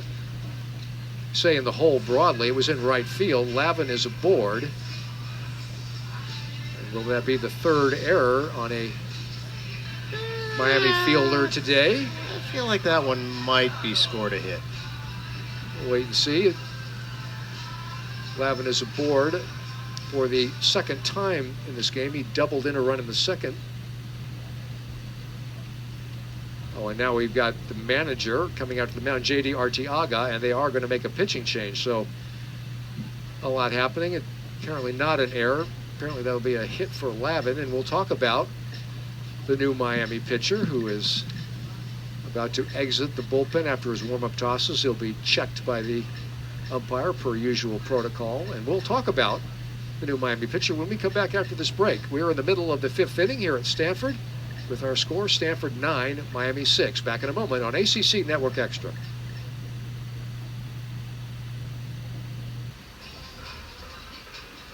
Still in the 5th inning here at Sunken Diamond on the campus of Stanford University. John Platts along with Scott Reese. Miami has made a pitching change. The third Miami pitcher of the afternoon is Jack Durso. Durso is a left-hander, 6'3", 205-pound freshman from Seaford, New York. Durso is appearing in his 14th game this season, all in relief for the Hurricanes. He's worked 12 innings in the prior 13 appearances, given up 9 hits, walked 8, struck out 9. His earned run average 5.17. He's won no games and lost 1, 0-1 his record. So Miami goes to another left-hander as they try to limit the damage here. Stanford leading Miami 9-6. Miami likely to be ranked as we begin next week's play. Miami has a record of 29-10 and 10-7 in the ACC. There are 5 ranked teams in the ACC, or at least in last week's poll, and Miami's not one of them. Georgia Tech number 2, North Carolina number 3, Virginia number 9, Boston College number 24. Well, this is, no matter the result today, this is the 4th consecutive series win for the Hurricanes. And Brock Sell will come to the plate. The other ranked team is Florida State, which comes to Sunken Diamond next week. The Seminoles ranked number 8. Court McDonald is at the plate, Stanford's leadoff hitter. The only Stanford starter without a hit in the game. Durso's pitch, he squares, bunted, good bunt along the third base line. Durso squares, throws to first in time. Sacrifice successful. That's a really good play by the pitcher, Durso, coming in cold on a warm day, but first pitch he throws is bunted between the third baseline and the pitcher's mound, and he had to be perfect, and he was perfect, and he got the out. So 1 out here in the bottom of the 5th inning, and Eric Gian at the plate, who's been on base all 3 times and didn't field a single in the first. Walked and scored in third, walked and scored in the 4th.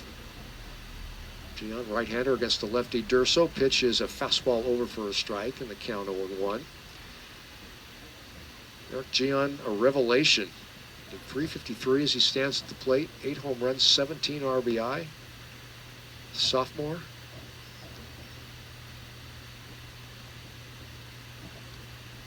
Durso, backward look at second base. He's pitching from the stretch. The pitch is a fastball, ran away from the right hand, hitting Gian. Count of 1-1. Jimmy Natai is the starter at second base, but he's been injured. Missed 8 games, came back on Friday night, and we don't know if he re-injured something or what. The Stanford senior, who had 16 home runs last year, he is the starter at second. Gian was in the DH, but now he's been pressed into service as the second baseman. The 1-1 from Durso, breaking ball stayed up and away. It's a good pitch, didn't miss by much. Yep. Count moves to 2-1. Stanford a runner on second base. That is Luke Lavin. 1 out here in the bottom of the 5th. 9-6, the Stanford advantage. Durso set, looks at second. Now comes home. Fastball foul back to the screen. Good timing by Gian. We got under that one just a bit. Count 2-2. Gian has a open stance and then closes it. Tries to time up the pitcher. Doesn't really stride forward, just strides back toward the plate to square his shoulders.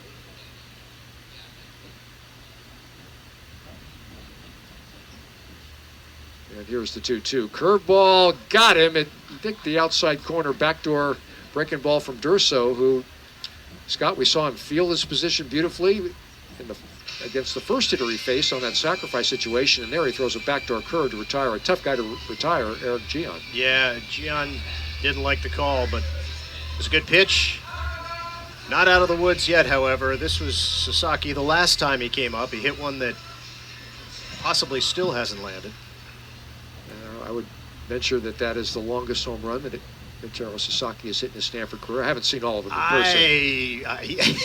I feel like he's hit about 5 or 6 of that ilk. I mean, when he hits them, they're impressive. Well, Durso just threw a curveball that really locked up Sasaki. I'll tell you what, Jack Durso is showing some impressive hurling here. This is the 3rd hitter he's faced, coming on in relief in this bottom of the 5th. 0-1 to Rintaro Sasaki. Here it comes. Curveball dipped low. Might have bounced, smothered by the catcher, and the count 1-1. 9 runs, 10 hits, no errors for Stanford. 6 runs, 9 hits, 2 errors for Miami. Bottom of the 5th. Stanford has a runner at second, Luke Lavin. Now with 2 outs, Rintaro Sasaki, the number 3 hitter, at the plate.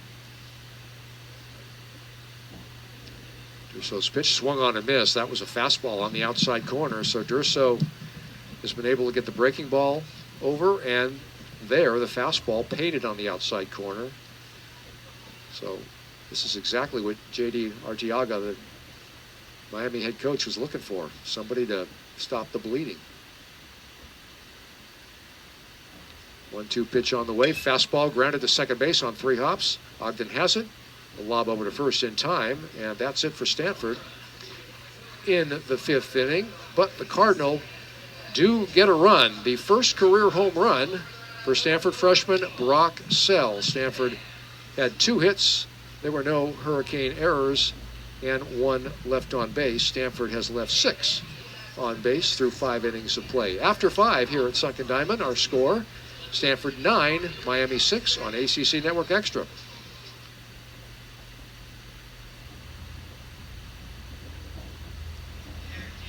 Welcome back to Sunken Diamond. John Blatz along with Scott Reese. Happy you're with us on ACC Network Extra.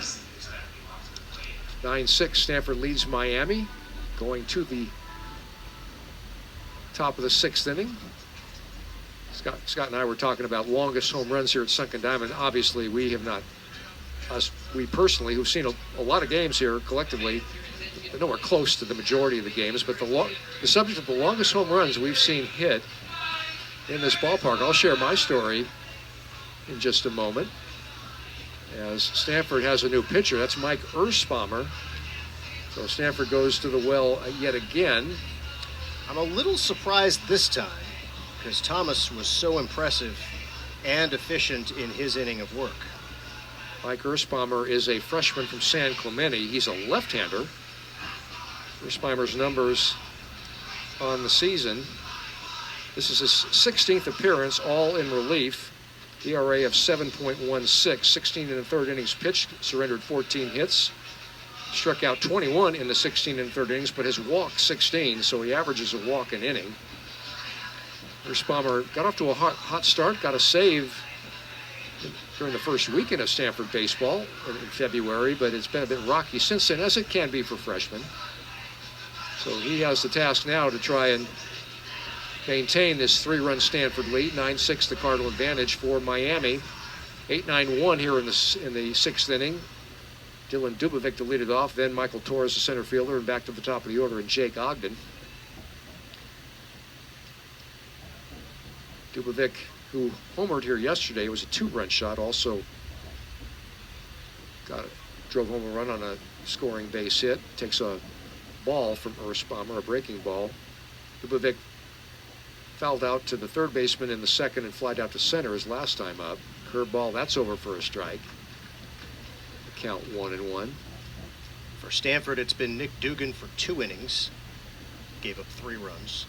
Andrew Shaw, 1 inning, gave up a run. Peterson, an inning, gave up 2 runs. As Erspamer deals a fastball at the knees for a strike, count of 1-2. Thomas, 16 pitches last inning, 1 hit, 1 strikeout, and now Erspamer. Lefty into his windup. The 1-2 pitch to Dubovic is swung on and missed. Strike 3. Fastball was down, and Erspamer, again, the breaking ball during a prior at bat was over for a strike, so you have the hitter thinking, maybe guessing. And Erspamer comes back with a down in the zone fastball, and he gets Dubovic swinging for out number 1. Just the 3rd strikeout this afternoon by a Stanford pitcher. So Michael Torres, the number 9 hitter in the order, 1 for 2, bounced to second and single his last time up. Erspamer's pitch, curveball, is low. Count of 1-0. The longest home run I've seen hit by a left-handed hitter was J.D. Drew in the regionals in 1996. The light tower closest to center field on the right side. J.D. Drew is, Torres takes a curveball low. J.D. Drew hit it about 2/3 of the way off of that light tower, clanged off it. First inning blow in a game that Stanford lost 5-4. The regional at Stanford did not win. Now on the hands, a ground ball over to Sasaki. He was underhanded over to Erspamer, and nice. Erspamer just does get his foot on the bag ahead of the hard-charging Torres for out number 2. Nice play by both first base and pitcher. Score that, but on a score sheet, 3-1. 3 being the number of the first baseman, 1 being the number of the pitcher. So 2 up, 2 down for the Canes here in the top of the 6th. Stanford leading at 9-6. And Jake Ogden at the plate. He's working on a 2-for-3 afternoon with a run scored. Ignominiously picked off, though. He grounds one to short, scooped up by Bates across the diamond and in time, and a very tidy top of the 6th inning by Stanford pitching, and that in the person of freshman Mike Erspamer. Well done. Nothing across for the Canes in the 6th. No runs, no hits, no errors, none left on base. We'll go to the bottom of the 6th inning. When we come back, Stanford still leading Miami 9-6 on ACC Network Extra.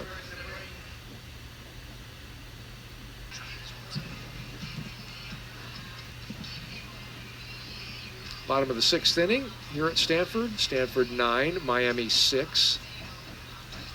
Jack Durso, the 5th, or check at the 4th, or no, the 3rd Miami pitcher. Stanford has had 5 pitchers, but Miami, a more economical use of the bullpen to this point. And Durso was very impressive in his prior inning of work.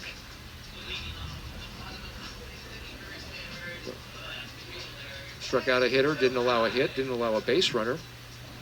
faced 3 hitters and pitched only 7 pitches. So see if Stanford can expand, or Stanford is seeking to expand on its 3-run lead, 9-6 the Cardinal advantage. For Stanford, the middle of the order, Tokheim, Moran, and Bates, the scheduled hitters. Durso, the left-hander, throws to Tokheim, and it bounces on the plate, and the count 1-0. Tokheim is 1 for 3, fly to center in the first, singled in a run in the third, and came around to score in a 4-run Stanford third inning, and then was aboard on an error by the third baseman in the fourth.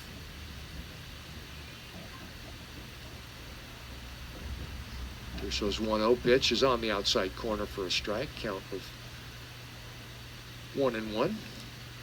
Interesting, John. I think there are as many fans at the top of the walkway as actually in the seats at this point in the afternoon, with the sun beating down, seeking a bit of shelter. Durso's 1-1 in on the hands and outside the zone on the inside. The count is 2-1. Well, it's not exactly that hot a day. No, but as you know, you sit in these seats and the sun and the heat beats bounces off the down. concrete and off the seats. Yep, it's toasty.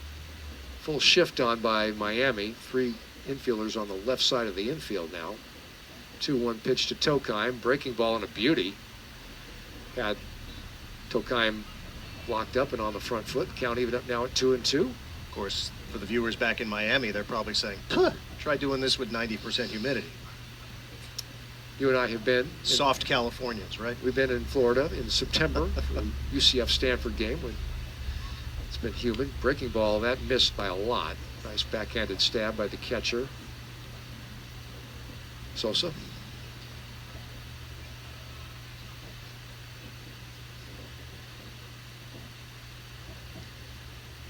Full count to Teddy Tokheim, the Stanford freshman. Here comes the 3-2 pitch. Fastball inside corner with a fastball. Strike 3 called.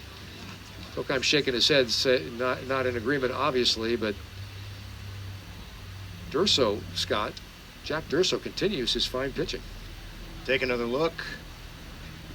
Borderline, too close to take. Too close to take, exactly right. Tokheim was 3 steps toward first base. Home plate umpire Craig Barron said, no, take a seat, my son. We have J.J. Moran, the third baseman, having a nice afternoon. 2 for 3, doubled and scored in the second, singled and scored in the third, popped out to first his last time up. Durso's pitch, fastball ran just off the outside corner. Got the shift on for Moran, the second baseman. Ogden playing to the left of second base. Same shift as we saw for Tokheim. A lot of room, a lot of real estate on the right side of the diamond. Durso's pitch is a breaking ball. It swung on and missed. That one started in the zone, but by the time it got to where the home plate area is, it dove in and down. This is exactly what Durso was trying to do. Back foot slider and a good one.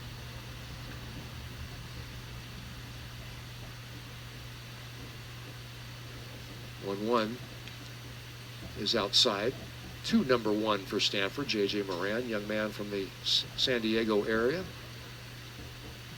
San Marcos High School down in the 619, as they call it. That was the original area code. They probably have new ones now in the cell and mobile phone era.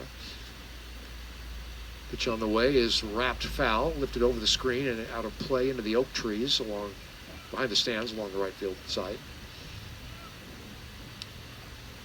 2-2 to J.J. Moran. Last year in part-time duty at 259, 27 at bats the whole year, 7 hits. This year he's played in all the games and started all but 1.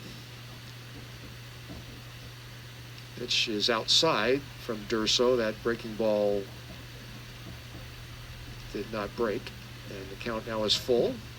So Durso has gone full. Looks like Brixton Lofgren, right-hander, throwing in the Miami bullpen. 1 out, bottom of 6. Stanford up by 3. 3-2 pitch on the hands, hit to medium deep center field. Michael Torres has a beat on it, the center fielder, and he makes the catch for out number 2.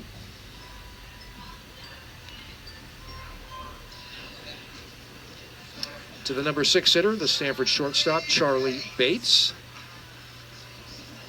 who is 1 for 3, single his last time up after flying to center his first at bat and then driving home a run on a ground out his second time up. Bates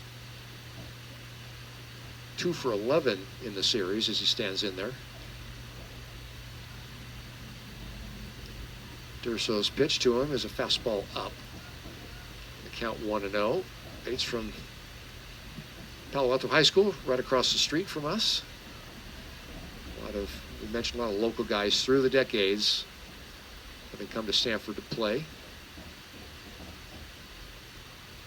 Pitch to Bates, breaking ball inside, count of 2-0. Menlo School had the Dykrogers, Kenny, Danny, and Mikey. Of course, Valley Christian. A couple guys on this year's team for Stanford, Brock Kettleson and Quentin Marsh, also Tatum Marsh, an incumbent Stanford player. San Jose, check swing by Bates on 2-0, and he went around, says the plate umpire Craig Barron. Count now 2-1.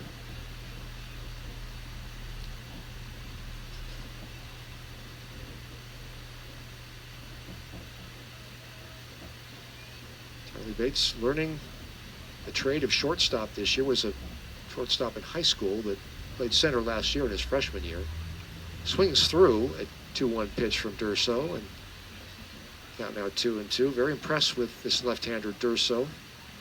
Yeah, Bates is having a bit harder time with this left-hander Durso than he did the previous left-hander Santos Olsen. He stayed in nicely, wrapped a base hit to right field. 2-2 pitch, curveball was low. Good take by Bates, and if nothing else, Stanford has worked pitch counts. All 3 hitters this bottom of the 6th inning, each has gone full. So works from the stretch, as relievers do, whether or not runners are on base, and none are right now for Stanford. 3-2, curveball. Bates stays alive, gets it over the screen to our left and out of play.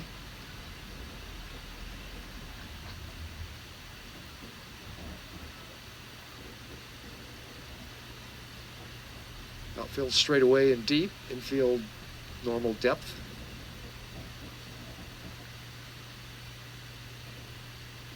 Durso taking his time.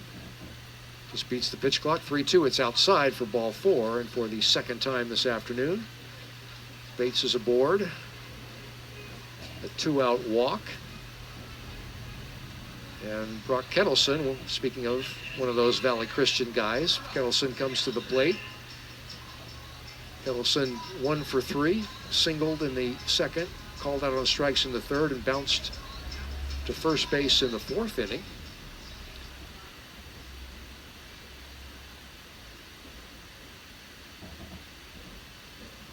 And now timeout. Catcher Sosa will walk out to the mound, perhaps at the prodding of his head coach. Scott mentioned a left-hander has been warming. Or is it a right-hander? Well, there is a left-hander now throwing, but there had been a right-hander throwing. Correct. So cue up the bullpen arms. Just Sosa and Durso talking, and the umpire goes out to break it up. Name that bullpen arm, Scott? Yeah, no, it was Brixton Lofgren. He is a I remember you mentioning the name. And it is now a left-hander, and I cannot see the number. Well, Kettleson up there now. He's pitched in 10 games for Stanford. He's actually started 3. He's pitched 26 innings, but he's also gotten some spot starts. Thrown to first by Durso, and Bates dives back to first base. Charlie Bates, 6 steals in 9 attempts this year. But he's facing a left-hander who seems to be adept at all the aspects of pitching. We've seen him field, we've seen him throw multiple pitches for strikes, and probably has a darn good pickoff move. Just saw one right there. Bates with a normal lead, and then he goes diving back into first. There is no limit on the number of pickoff throws that a college pitcher can throw. Yeah, of course, in the big leagues, you only get 3. Right, college went to the pitch clock with the big leagues, but they have not yet gone to the And disengagements. You have to check yourself whatever game you're watching, Right. because the number of rule differences is increasing. A foul out of play to the left by Kettleson. I'm a fan of the 2 disengagements, and then third one you got to get him or he's on second base. I like that rule. Sure adds to offense and sure will juice up those stolen base numbers. And it moves the game along. It does, and that's what TV likes. 0-1 the count to Brock Kettleson, and now a snap throw to first. Nice pick by West. Yeah, it was a one-hopper, but it was a good heads-up play by Bates not to be dozing there. You got to keep, if you're the runner at first, you got to keep your eye on that pitcher at all times. All times. Even when you're getting up from first base. Lefty on lefty now, Durso getting ready to throw his second pitch to Kettleson. Fastball is grounded to second. It's backhanded in a scoop toss to the shortstop covering for the third and final out of this 6th inning for the Cardinal. No runs, no hits, no errors, 1 runner left on base. Our score through 6 full. Scott Reese rejoins us when we come back after this break. Score remains Stanford 9, Miami 6 on the ACC Network Extra.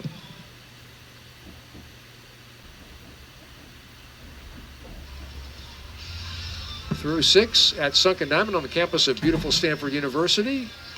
Stanford 9 runs, 10 hits, no errors for Miami. 6 runs, 9 hits, 2 errors. Mike Erspamer, the 5th of 5 Stanford pitchers in this bullpen game, continues on the mound for a second inning of work, and we go back on the microphone to Scott Reese. Thank you, John, and why not bring him back? He threw 8 pitches in his inning of work in the 6th. Retired the side in order.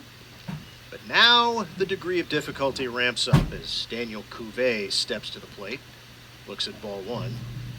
Cuvée hit a towering 2-run home run over the left field fence back in the 4th. And it was an easy swing home run. His 12th of the season. Curveball high.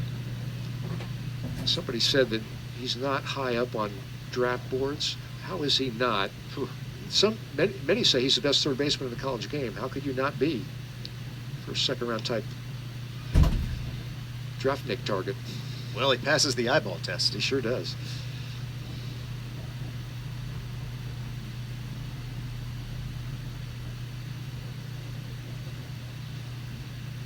Two-one pitch.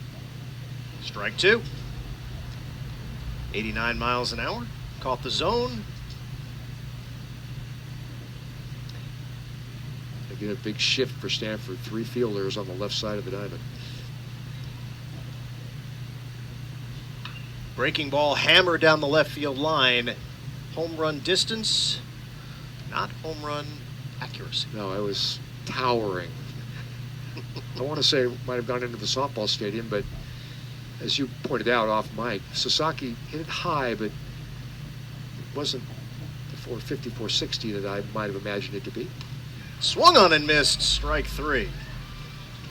So Erspamer challenges the big third baseman, and he wins. Second strikeout.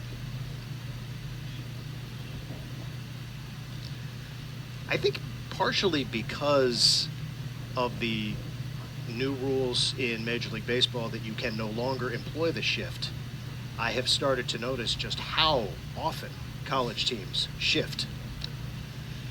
Heck with that training of young infielders. We've got to win games and get outs. Alex Sosa, the catcher, now bats. Sacrifice fly, a single, and a ground out to second, and he looks at strike 1. Erspamer looks relaxed for Stanford. Again, get multiple pitches over for strikes. These 2 left-handers in the game now for the 2 teams are pitching great. Yes. After some rocky bullpen innings earlier on both sides. There's a towering shot, right field. Back goes Sell at the wall. And he makes the catch. He just got under it, a skosh, and it cost him a home run. Yeah, just a bit. And the ball carrying today, weather-wise, but it's lefty on lefty, and Sosa did a good job of keeping his shoulder in there and getting good composite on it, if you will. That's what they term the bats now, but as you say, just a little bit under it. So Derek Williams, he of the .407 average, 14 homers, 56 runs batted in.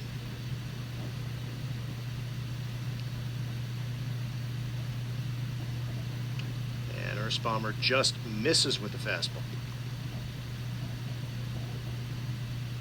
You're a manager. What do you want to see first and foremost out of your bullpen? Throw Control. strikes. Yep.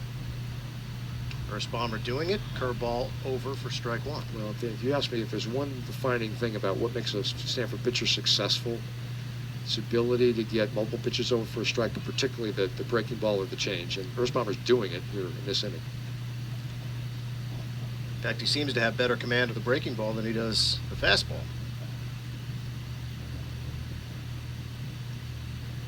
The slowing has scored after a barrage of offense from the second through the fifth. 9-6 in the seventh, ground ball to short. Nice play by Bates. Across the diamond, Sasaki's got it, and the inning is over. How about 6 up, 6 down for Mike Earthsbomber? He may get a third inning. Stanford leads 9-6, back for the bottom of the seventh after this.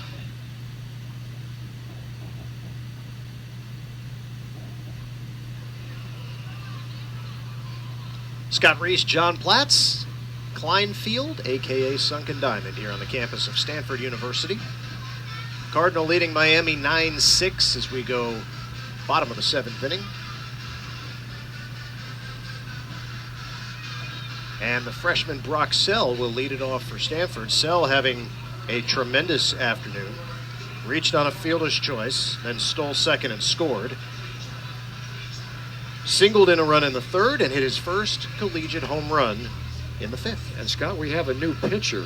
That would be Jake Dorn, 6'4" lefty from Davie, Florida, 6'4", 235 pound, another big young man, senior from the Sunshine State. The numbers on Dorn, 21 appearances, and this is a young man who has really good numbers. 21st appearance for Dorn, all but one of them in relief. 22 and 2/3 innings worked. He struck out 27, walked only 10, allowed only 15 hits in the 22 and 2/3 innings. And Scott, his earned run average is 1.99. His one-loss record is 4-0. And they're bringing the heavies now late in the game. Miami trying to stay in this one. Well, certainly 3 runs, not an insurmountable lead by any stretch. Not with these offenses, not with this ballpark playing as it is today. A third consecutive left-hander, 4th pitcher overall for Miami. An excuse-me swing by Sell for strike one. Well, Stanford, a very left-hand heavy lineup, and of course the heaviest lefty of all, Looms, will get at least one more at-bat in this game, and that is Rentaro Sasaki.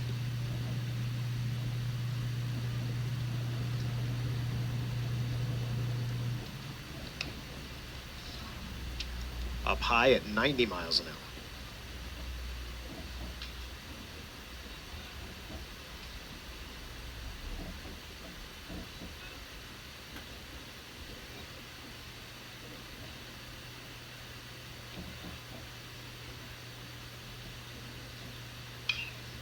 There's a looper over second base, and that's going to fall for the third hit of the afternoon for Brock Sell. When you're hot, you're hot. Well, this is going to be a game he remembers. I mean, a young man who came into the game, Scott, with just 7 hits all season. And he's 3 for 4 in this game, and it's going to do wonders for that batting average. Scott, he's gone from 171 to 222. It's a good day at the office, and all 3 hits against lefties.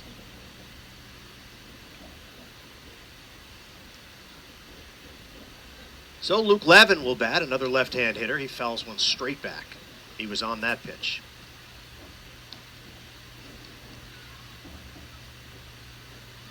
Sell did steal a bag back in the second inning. See how aggressive Stanford chooses to be, up 3 in the late innings. Lavin waves and misses at the off-speed pitch.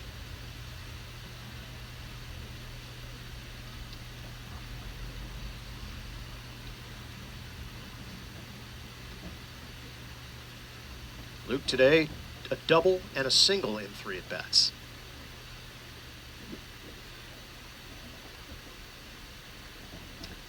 Goes over to first, showed the move. I don't think that was his A move, though. That was most certainly not the A move. But Sell was breaking back to the bag on the last delivery to home plate, so he certainly hasn't gotten it figured out. He takes the most aggressive leads of Stanford. And he throws it away. Sell's going to round second. He's going to keep right on chugging. West slips, so Sell easily into third base. And that is a huge two-base error on the pitcher, Dorn. Boy, it was indeed, and really didn't need to do it. He wasn't even back on the mound. It was sort of a tried to quick toss him. Quick toss, and obviously very errant. And credit Sell, I think he knew the geography of kind of where the ball was going. And a lot of room down there. Yeah, from the first step, he said, "I'm going to try and take two here." Yep. So now Lavin with an RBI opportunity, runner on third, nobody out. Count is 0-2. Infield in. And a line drive past the drawn-in infield, so that's just a killer for Miami. The two-base error brings about the infield in, which brings about the soft single for Lavin, and the Cardinal add on. It's 10-6. Brock Sell scores his third run of the afternoon. The only Stanford player with that many runs scored, but that's great baseball. Lavin not trying to do too much, as the cliche goes. Just a little peppered it over the drawn-in infield the opposite way and got Stanford its 10th run. So back to the top of the order, and Cord McDonald, one of two Cardinal hitters without a base hit. Brock Kettleson being the other. How about the last two in the Stanford lineup today, John? 6 for 8 with 4 RBI. Well, that is a great formula to get double digits runs on the scoreboard, which Stanford has, but it's a great sign going forward if those two can parlay this game into some consistency going forward.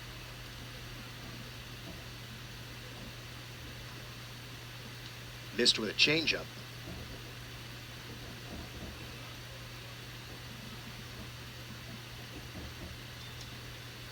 Three Miami errors have certainly impacted the totals today.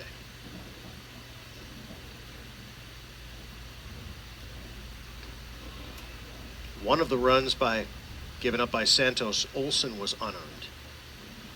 This run, for the moment, is unearned.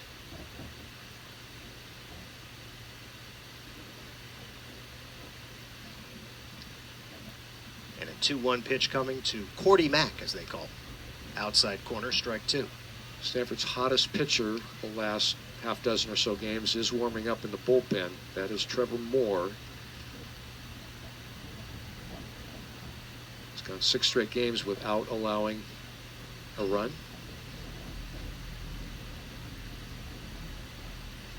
Two pitch, got him looking.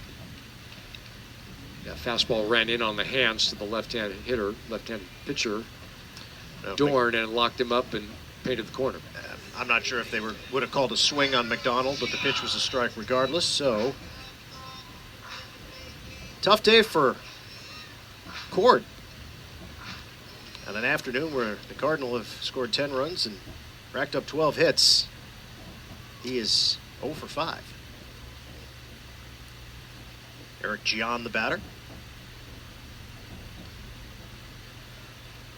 Gian has reached 3 times a 20-foot single, a couple of walks, struck out his last time up.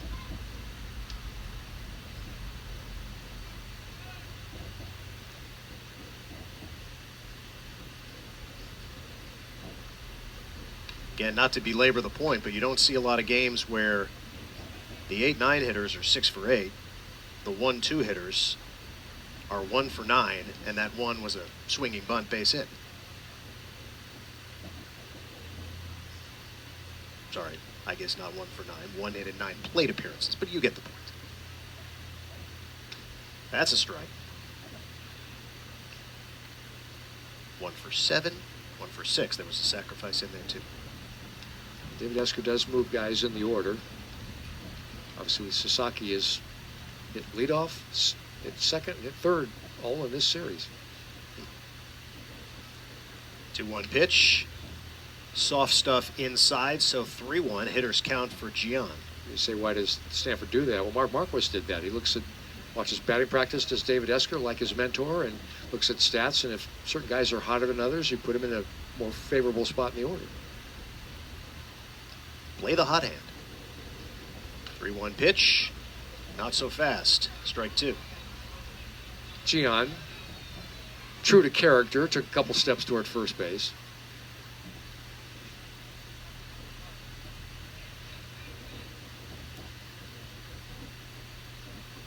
Not a lot of speed with Lavin at first. He does not go 3-2, and it doesn't matter because it's in the dirt. And Stanford has 2 aboard for the thumper, Rintaro Sasaki. Good take by Gian there. Third time Eric has walked in the game.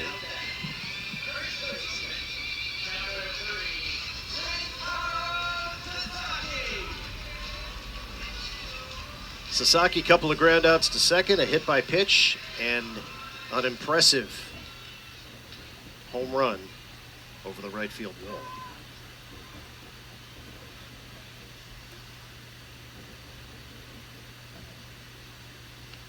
Off the plate. And this is part of what makes college baseball fun. There are certain guys who are just appointment viewing, and every time they are up there, you gotta pay attention. And he is followed in Japan. We see the media covering him here. I guess if you're the greatest all-time high school home run hitter in the history of Japan, it merits continuing to follow what will become of the young man. He's going overseas to play, and no doubt will play pro somewhere on this planet when his college days are done, barring injury of some sort. 2-0 pitch inside, and I understand not wanting to give Rintaro anything to hit, but you're looking at loading the bases for the guy on deck who has a 1200 OPS, which is not ideal. And oh, by the way, he hits right-handed, and we'll see if they make a change if, in fact, they lose Sasaki here. And 2-3-4 in the Stanford order is particularly daunting now. Nothing close to Rintaro. So that'll load the bases for Teddy Tokheim.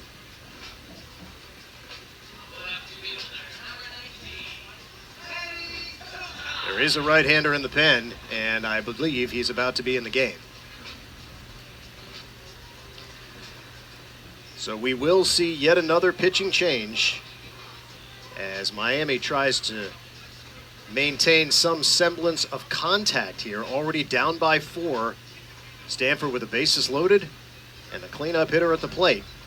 We'll tell you about the new pitcher in just a moment.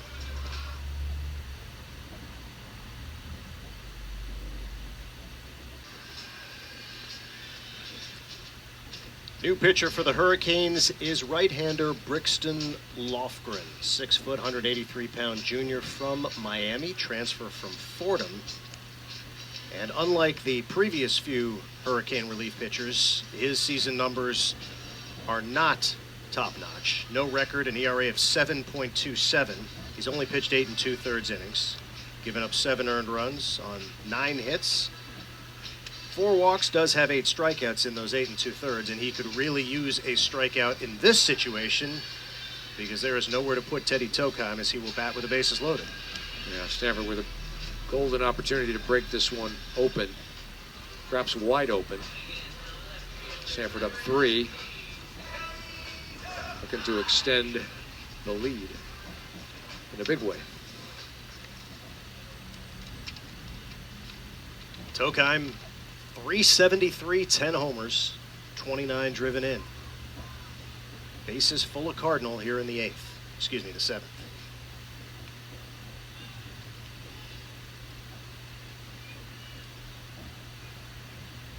Teddy today, fly out to center, RBI single, reached on an error, and struck out on a borderline pitch he thought was ball 4. Throw back to second base. Well, pickoff throws haven't treated them very well in this inning. Nope.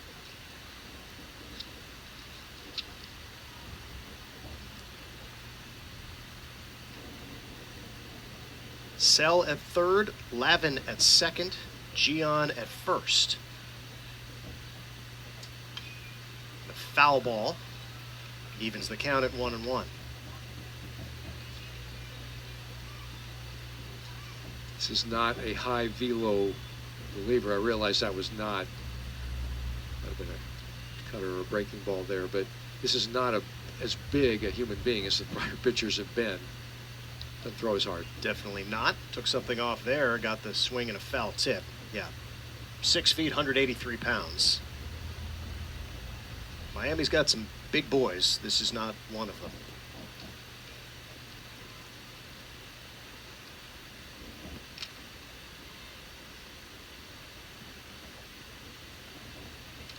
One and two to Teddy Tokheim, and a chance to blow this game open here in the 7th. He stays alive. Out toward my car. I didn't hear any shattered glass.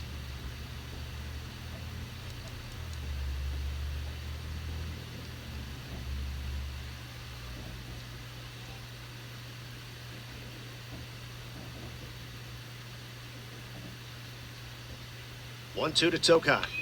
Grounded, and it hit the base runner. But he was foul. So He was it's a foul ball. He was, that is why you take your lead in foul territory. Yeah, he wasn't a long way into foul territory, but it's just ingrained Yep. in baseball players. You take that lead from third, and you make sure your entire body is on the foul part of the baseline. So Sell did the right thing. I'm not sure it's making him feel a whole lot better after that, because that's going to leave a mark.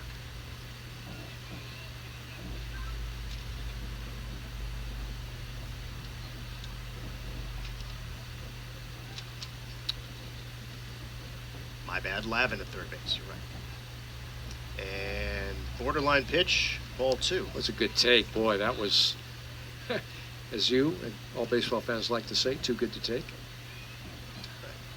I was one batter behind on my scoring. It is Lavin, Gian, and Sasaki, the base runners, 31st. 2-2.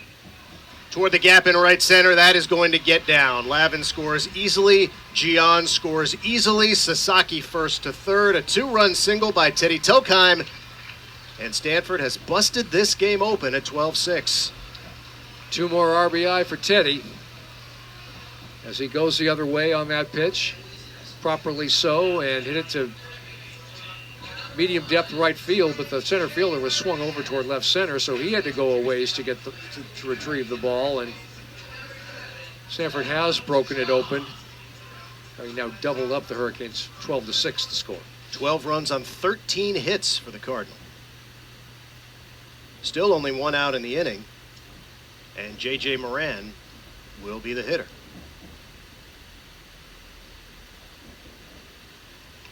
And J.J. looks at a slider on the corner for strike 1. Gian has scored 3 runs in the game. Sasaki has scored 3 runs in the game. We talked about Brock Sell having been plated 3 times in the game. Bottom of the order guys, top of the order guys. That's what they're there for. Swing and a miss. Pitch was down, and if you got the frame of a Lofgren, you want to keep that ball down. Pitch to Tokheim, the prior batter, was up. That's what allowed him to get the extra base, or the long single. That one not close.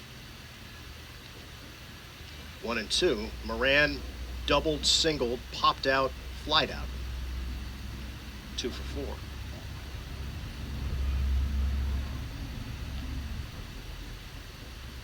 Sasaki at third, Tokheim at first. And JJ working the count.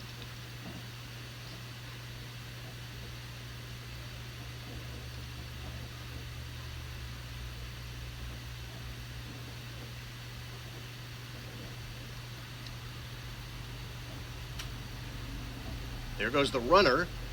The throw goes through, not in time. Sasaki stays put. And a stolen base for Teddy Tokheim. And that's his first career swiped bag. It was strike 3 on the pitch, so runner advances, but the out is recorded, and now with 2 outs in second and third, it'll be Charlie Bates.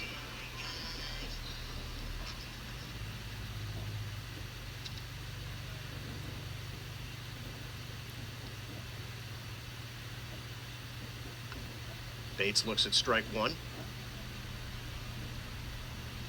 And if you're the Hurricanes and you have any legit hope at coming back in this game, got to get this guy. Keep the deficit at 6. And Moran, or Bates, excuse me, way in front of that. Barely got a piece of it. It's 0-2. Scott, you start to think big picture. Miami 10-7. The number of first place in terms of losses is 5 losses. Miami is sitting at 7, trailing big in this game, so they might move to 8. But Miami, the thought of winning this conference is definitely not off the table for this talented team from South Florida. It's a chopper to second. Easy play for Ogden, who's been really good today with a glove. And the side is retired, but not before Stanford puts another 3 on the board. 3 hits, an error, a couple of walks. And now you look up there, it is 12-6 Cardinal heading to the 8th inning here at Stanford.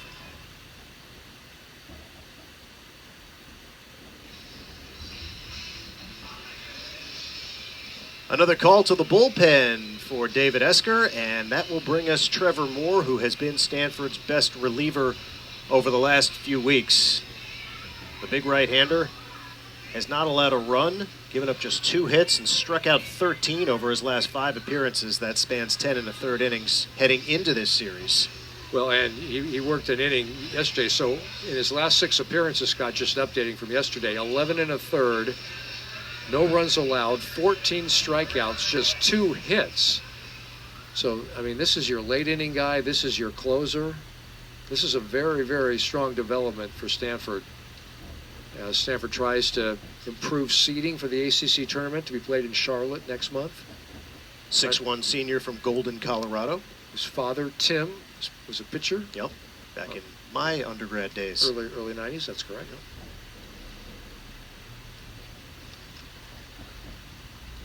Brylan West will lead off for the Canes. Steps out, might have got something in his eye. The breeze seems to have picked up just a bit, maybe some dust particles.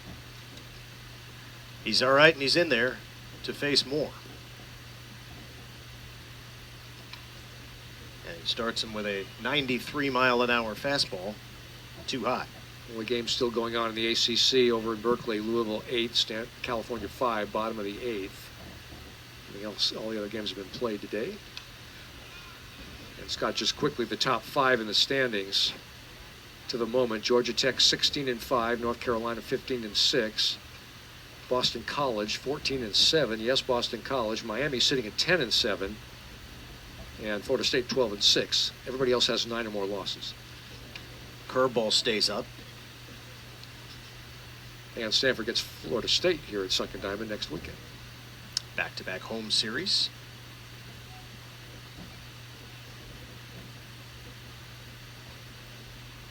West 2 for 3 on the afternoon. Very high.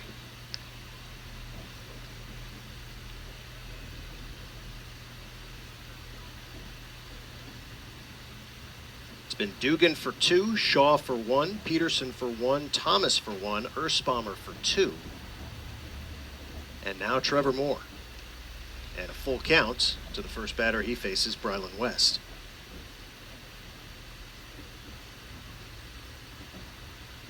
I imagine there's always some adrenaline facing your first batter, particularly when your team is winning and everyone's looking to you to hold the line. This, of course, not a save situation with a 6-run lead, but given the offensive arsenal for the guys in green, you're going to treat it like one. Well, some prior scarring episodes for Stanford late game in the pitching department earlier this year adds to that. Popped up, shallow right field, now mid-range right field. Broxell comes in, makes the catch. for the first out of the inning.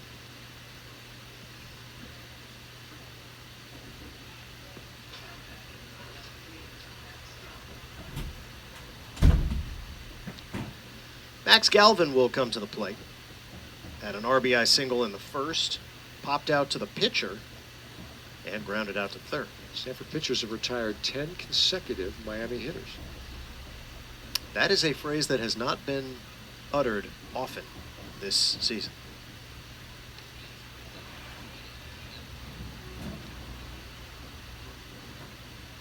But credit the Stanford pen today. I think that if Stanford can maintain this lead and the score, David Usker, that's probably the first thing he'll talk about is how good the guys were on the mound today. Another pop-up. Center field. McDonald in a few steps. Back-to-back cans of corn, as they say, 2 down.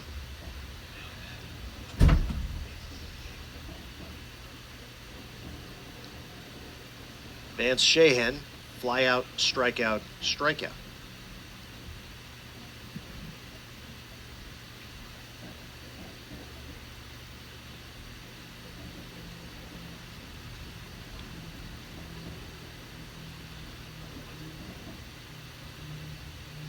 Sasaki in on the grass at first.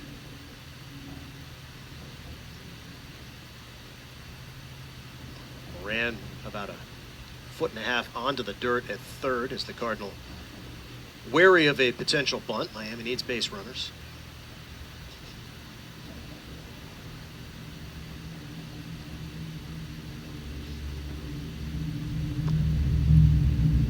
Two and 0 the count to the Hurricane shortstop.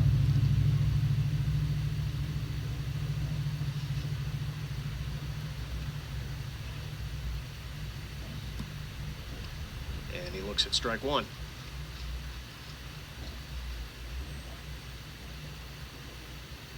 Moore's ERA down to 2.55, the record 5-1. Certainly the guy you want out there in the late innings. That's hit well toward right center. Back goes McDonald, but he's got a beat on it. Puts it away, and the side is retired. 1, 2, 3 for a third consecutive inning for Stanford pitchers. Bottom 8 here at Sunken Diamond. Cardinal 12, Hurricane 6.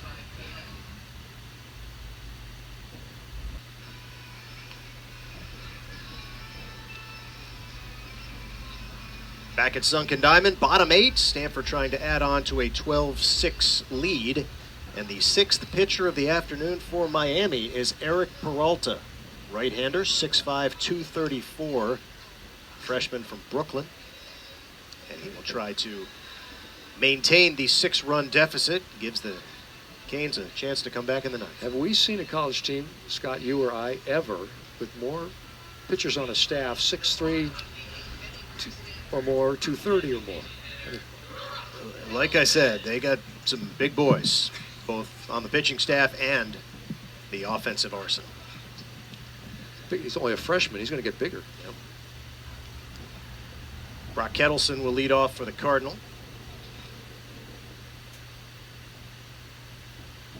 And he sends one right back up the box for his first hit of the afternoon.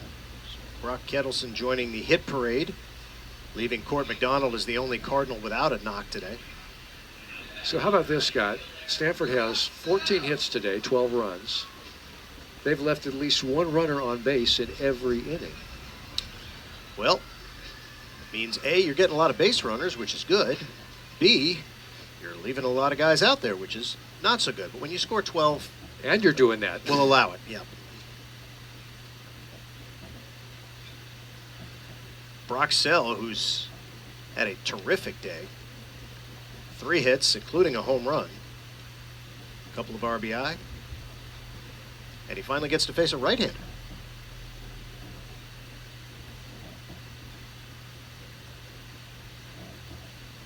As John alluded to, that average now up to 222 for the freshman. And that's chop foul.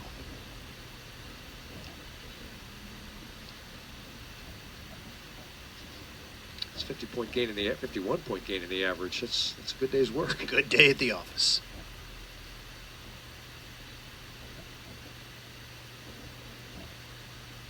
A couple of RBI, given 13 for the season.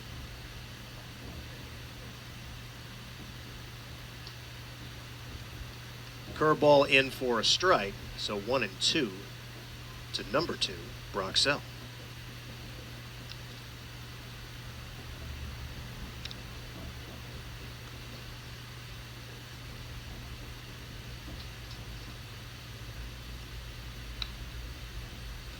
That pitch not close.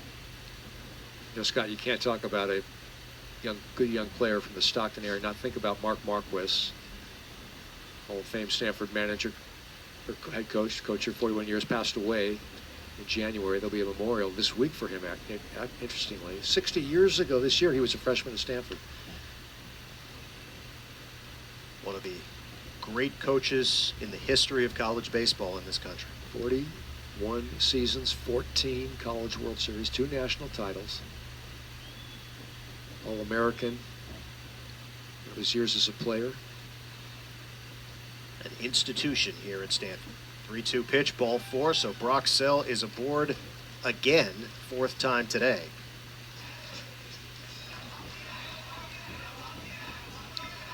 It's a good thing Miami doesn't have its next game until Wednesday. They play Florida Atlantic.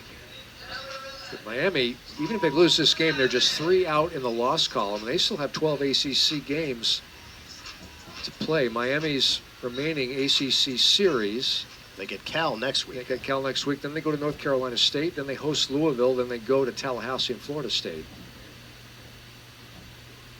3 of those teams in the bottom half of the conference. Ball 1 to Luke Lavin, who has 3 hits of his own today in 4 at-bats.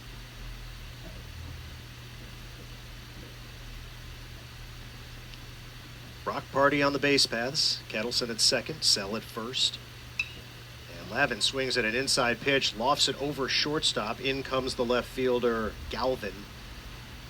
And that is the first out of the inning. Got him on the hands, did Peralta. Relatively easy play for the left fielder. Ran in at medium speed, but had plenty of time to come up and get under that one. Top of the order, and Court McDonald, who, again, in a game in which his team has scored 12 runs and wrapped out 14 hits, is 0 for 4 with a sacrifice. And not anymore. That is a gapper, and it's going to do some damage. In comes Kettleson. In comes Sell. Going all the way to third, and a very much out at third is Gordon McDonald. But you know what? I think he'll be smiling on the way back to the dugout, because the 2-run double ensures that every Stanford player today has at least 1 hit. Well, and that's the thing that makes you smile. I mean, not only have the pitchers really dealt in this game, especially the last 2 or 3 that have pitched for Stanford, but everybody in the lineup has at least a knock. And Stanford's doing this, again, not against a outmanned non-conference foe, but this is a upper division ACC pedigreed team in Miami Hurricanes. That'll bring up Gian, who takes a strike. Of course, the only real bummer from a Stanford perspective and a Stanford fan perspective about getting thrown out at third there is now, if Gian does not reach, we don't get to see Sasaki take one more swing. And you want to see Sasaki take swings if you are a Stanford fan or just a neutral college baseball fan, because it's a sight to behold. Appointment, viewing.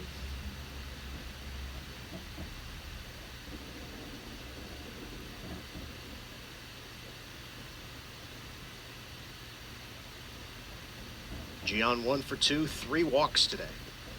So this would be the 6th plate appearances for the Cardinal lineup. Gian's been on base 4 of his 5 prior plate appearances.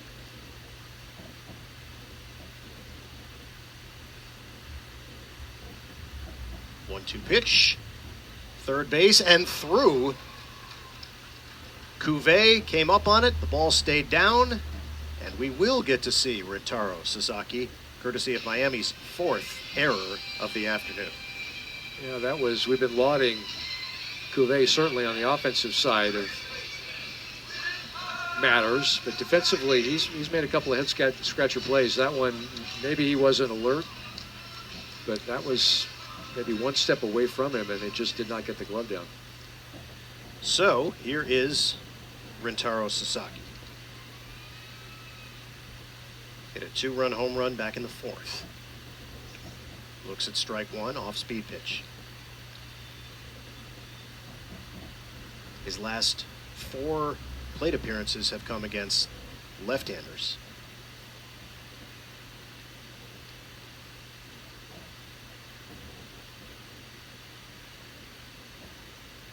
And that is a rocket into right field. Exit velo for sure. And Stanford has 2 aboard again. The screen. The pitch was 94, and 102. That was roped, as you say. It's a good sign to see that Sasaki. I'm not sure he was doing that as much last year on 100 plus. Yeah, turning on it. He has this year. Yeah. So 2 hits for Rintaro, and we are going to get another pitching change, and it looks like another. Well, he pointed with his left hand, but I think it's a right-hand pitcher. Stanford's going to have a pinch hitter for Teddy Tokon, Philip Chong. A freshman will get a chance to swing the bat after this pitching change. And we'll tell you all about it momentarily. Stanford now blowing Miami out. It's 14-6, bottom 8.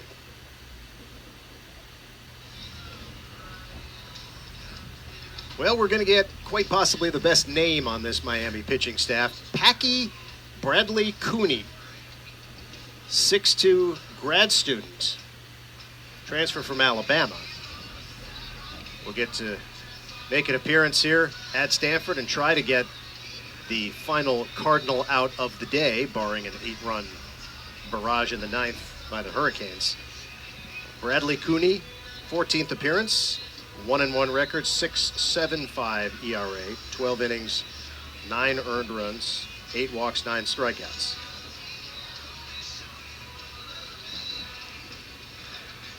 And as you mentioned, John, he will face not Teddy Tokon, but Philip Chong.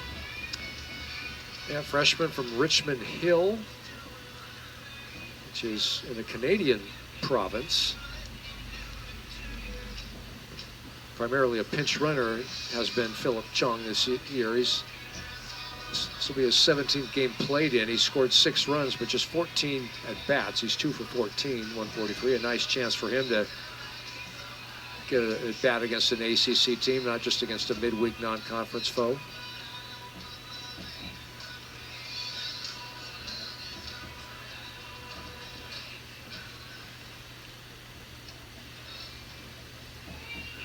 RBI opportunity for the freshman. Runners on first and second. 2 outs.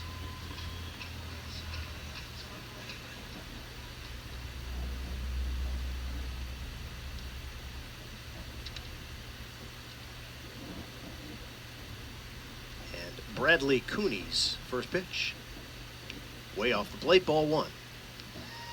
Yeah, he's got a cross-body delivery, which is tough on a right-hander. Chong hasn't had many college at-bats. He's 2 for 14. Has scored 6 runs. Again, John mentioned, been used frequently as a pinch runner. Checked his swing, looked at strike 1. 92 miles per hour on that pitch on the outside corner. Very effectively delivered.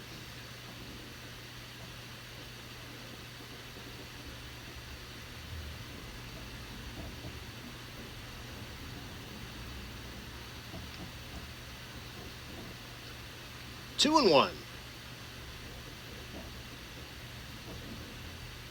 J.J. Moran on deck.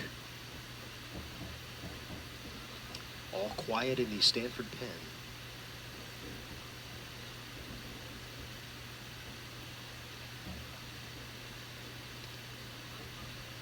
And Chong looks at strike 2. 2 balls, 2 strikes, 2 out, 2 aboard here in the 8th.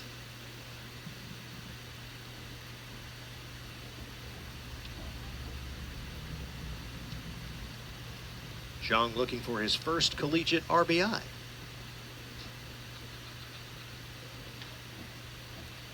And he runs the count full. Tried to front door slider that time and missed. Bradley Cooney, but not by much.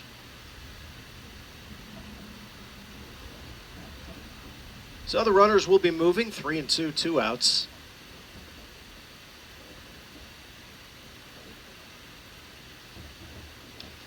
And a pop foul our direction.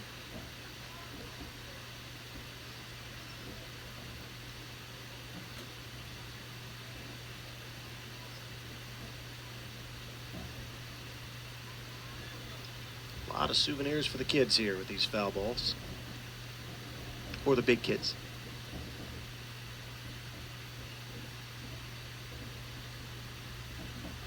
Do it all over again.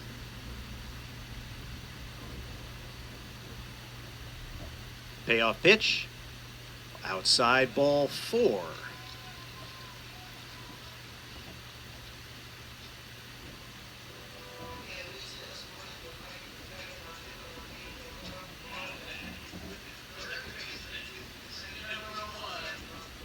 So J.J. Moran gets one more crack at it here. He's got a double and a single in 5 at-bats.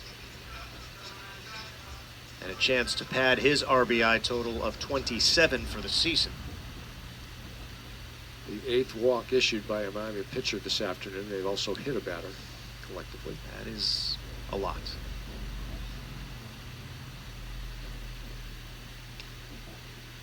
Fastball outside corner, strike 1.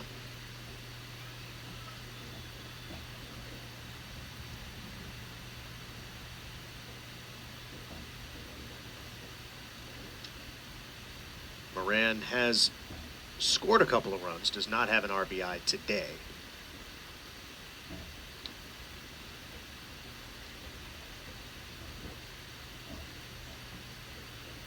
Going on about 3.5 hours, Joe, of game time? That's right. Officially 3:23 to the moment. 3 hours and 23 minutes. There's a line drive right at Cuvée, inning over. So, Stanford puts 2 more on the board, and your score after 8 complete, 14-6 Cardinal. Back for the 9th, right after this.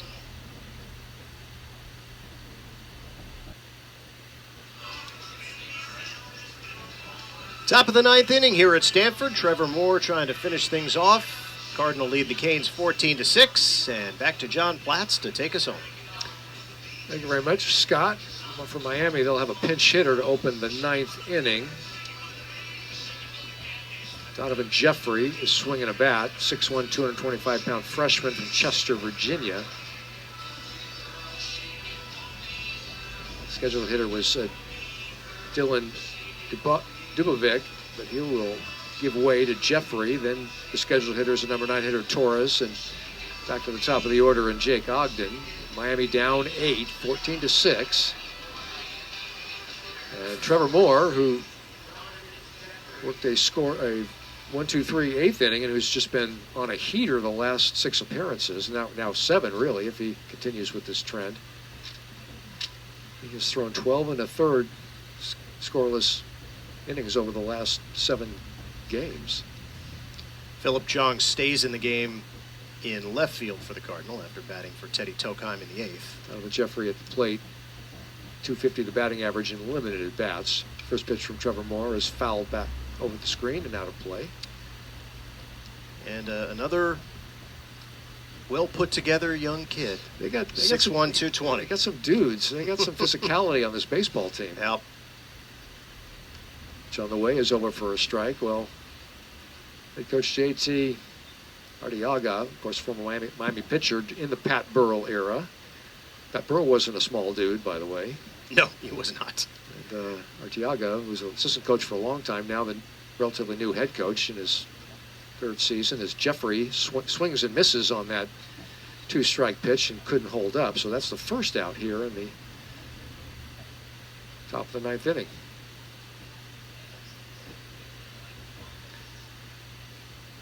Brings Michael Torres back up to the plate. He's 1 for 3, singled in the 4th.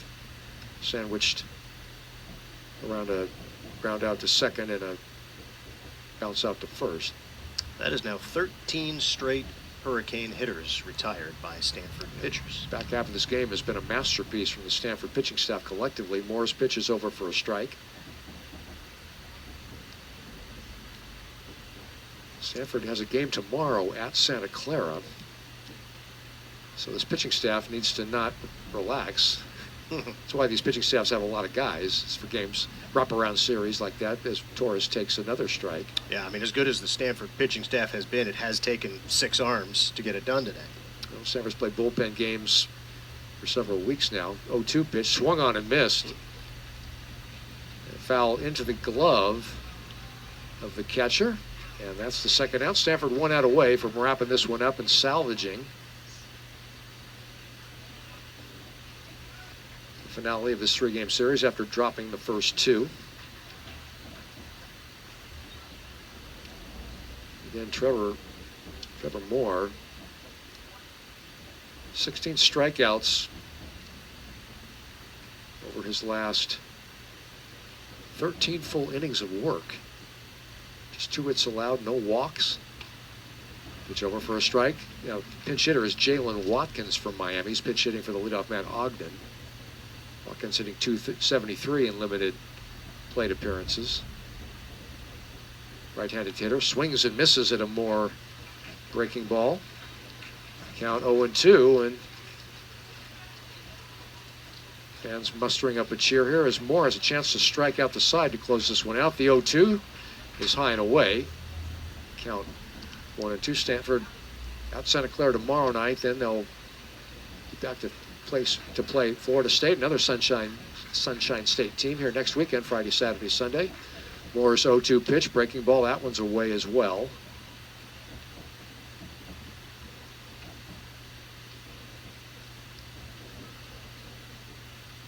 Moore trying to close it out. The senior right-hander into the windup. Swung on and missed, strike 3. And indeed, Trevor Moore closes this one out as the Stanford Cardinal with some oomph in this one. Some oomph on the mound and some oomph at the plate.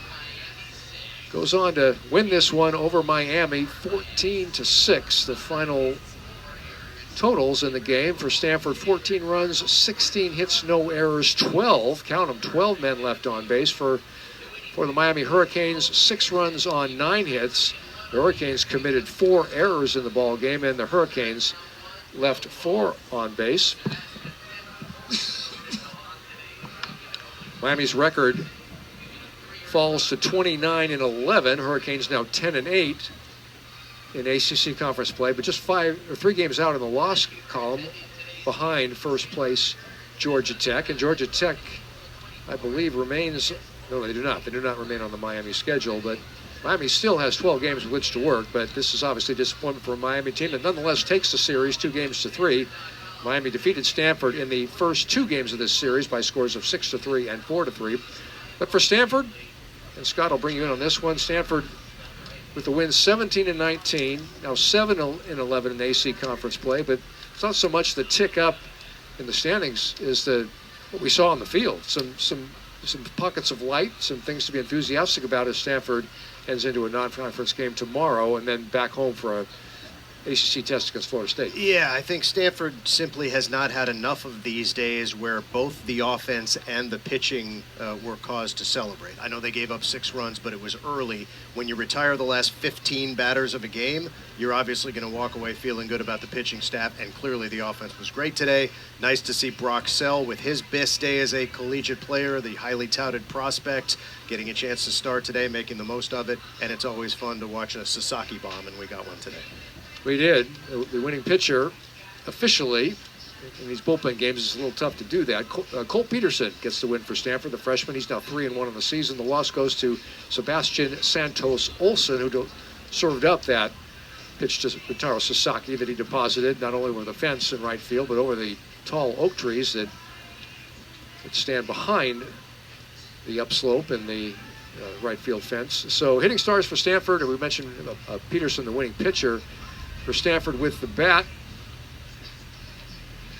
Scott Scott mentioned Brock Sell, the one of 2 Stanford players with 3 hits. Teddy Tokheim, the other, so the freshman dialing it up offensively. Brock Sell gets his first collegiate home run, one of 2 home runs, the other by Sasaki. But Stanford in total 16 hits, and every starter in the game got at least 1 base hit. So Scott, a final thought about Stanford? The ACC's tough. Stanford still has tough games ahead. Just quickly, Stanford's remaining ACC games. Stanford hosts Florida State next week. Then Cardinal goes to Notre Dame the following week, back home against NC State, and then at Cal.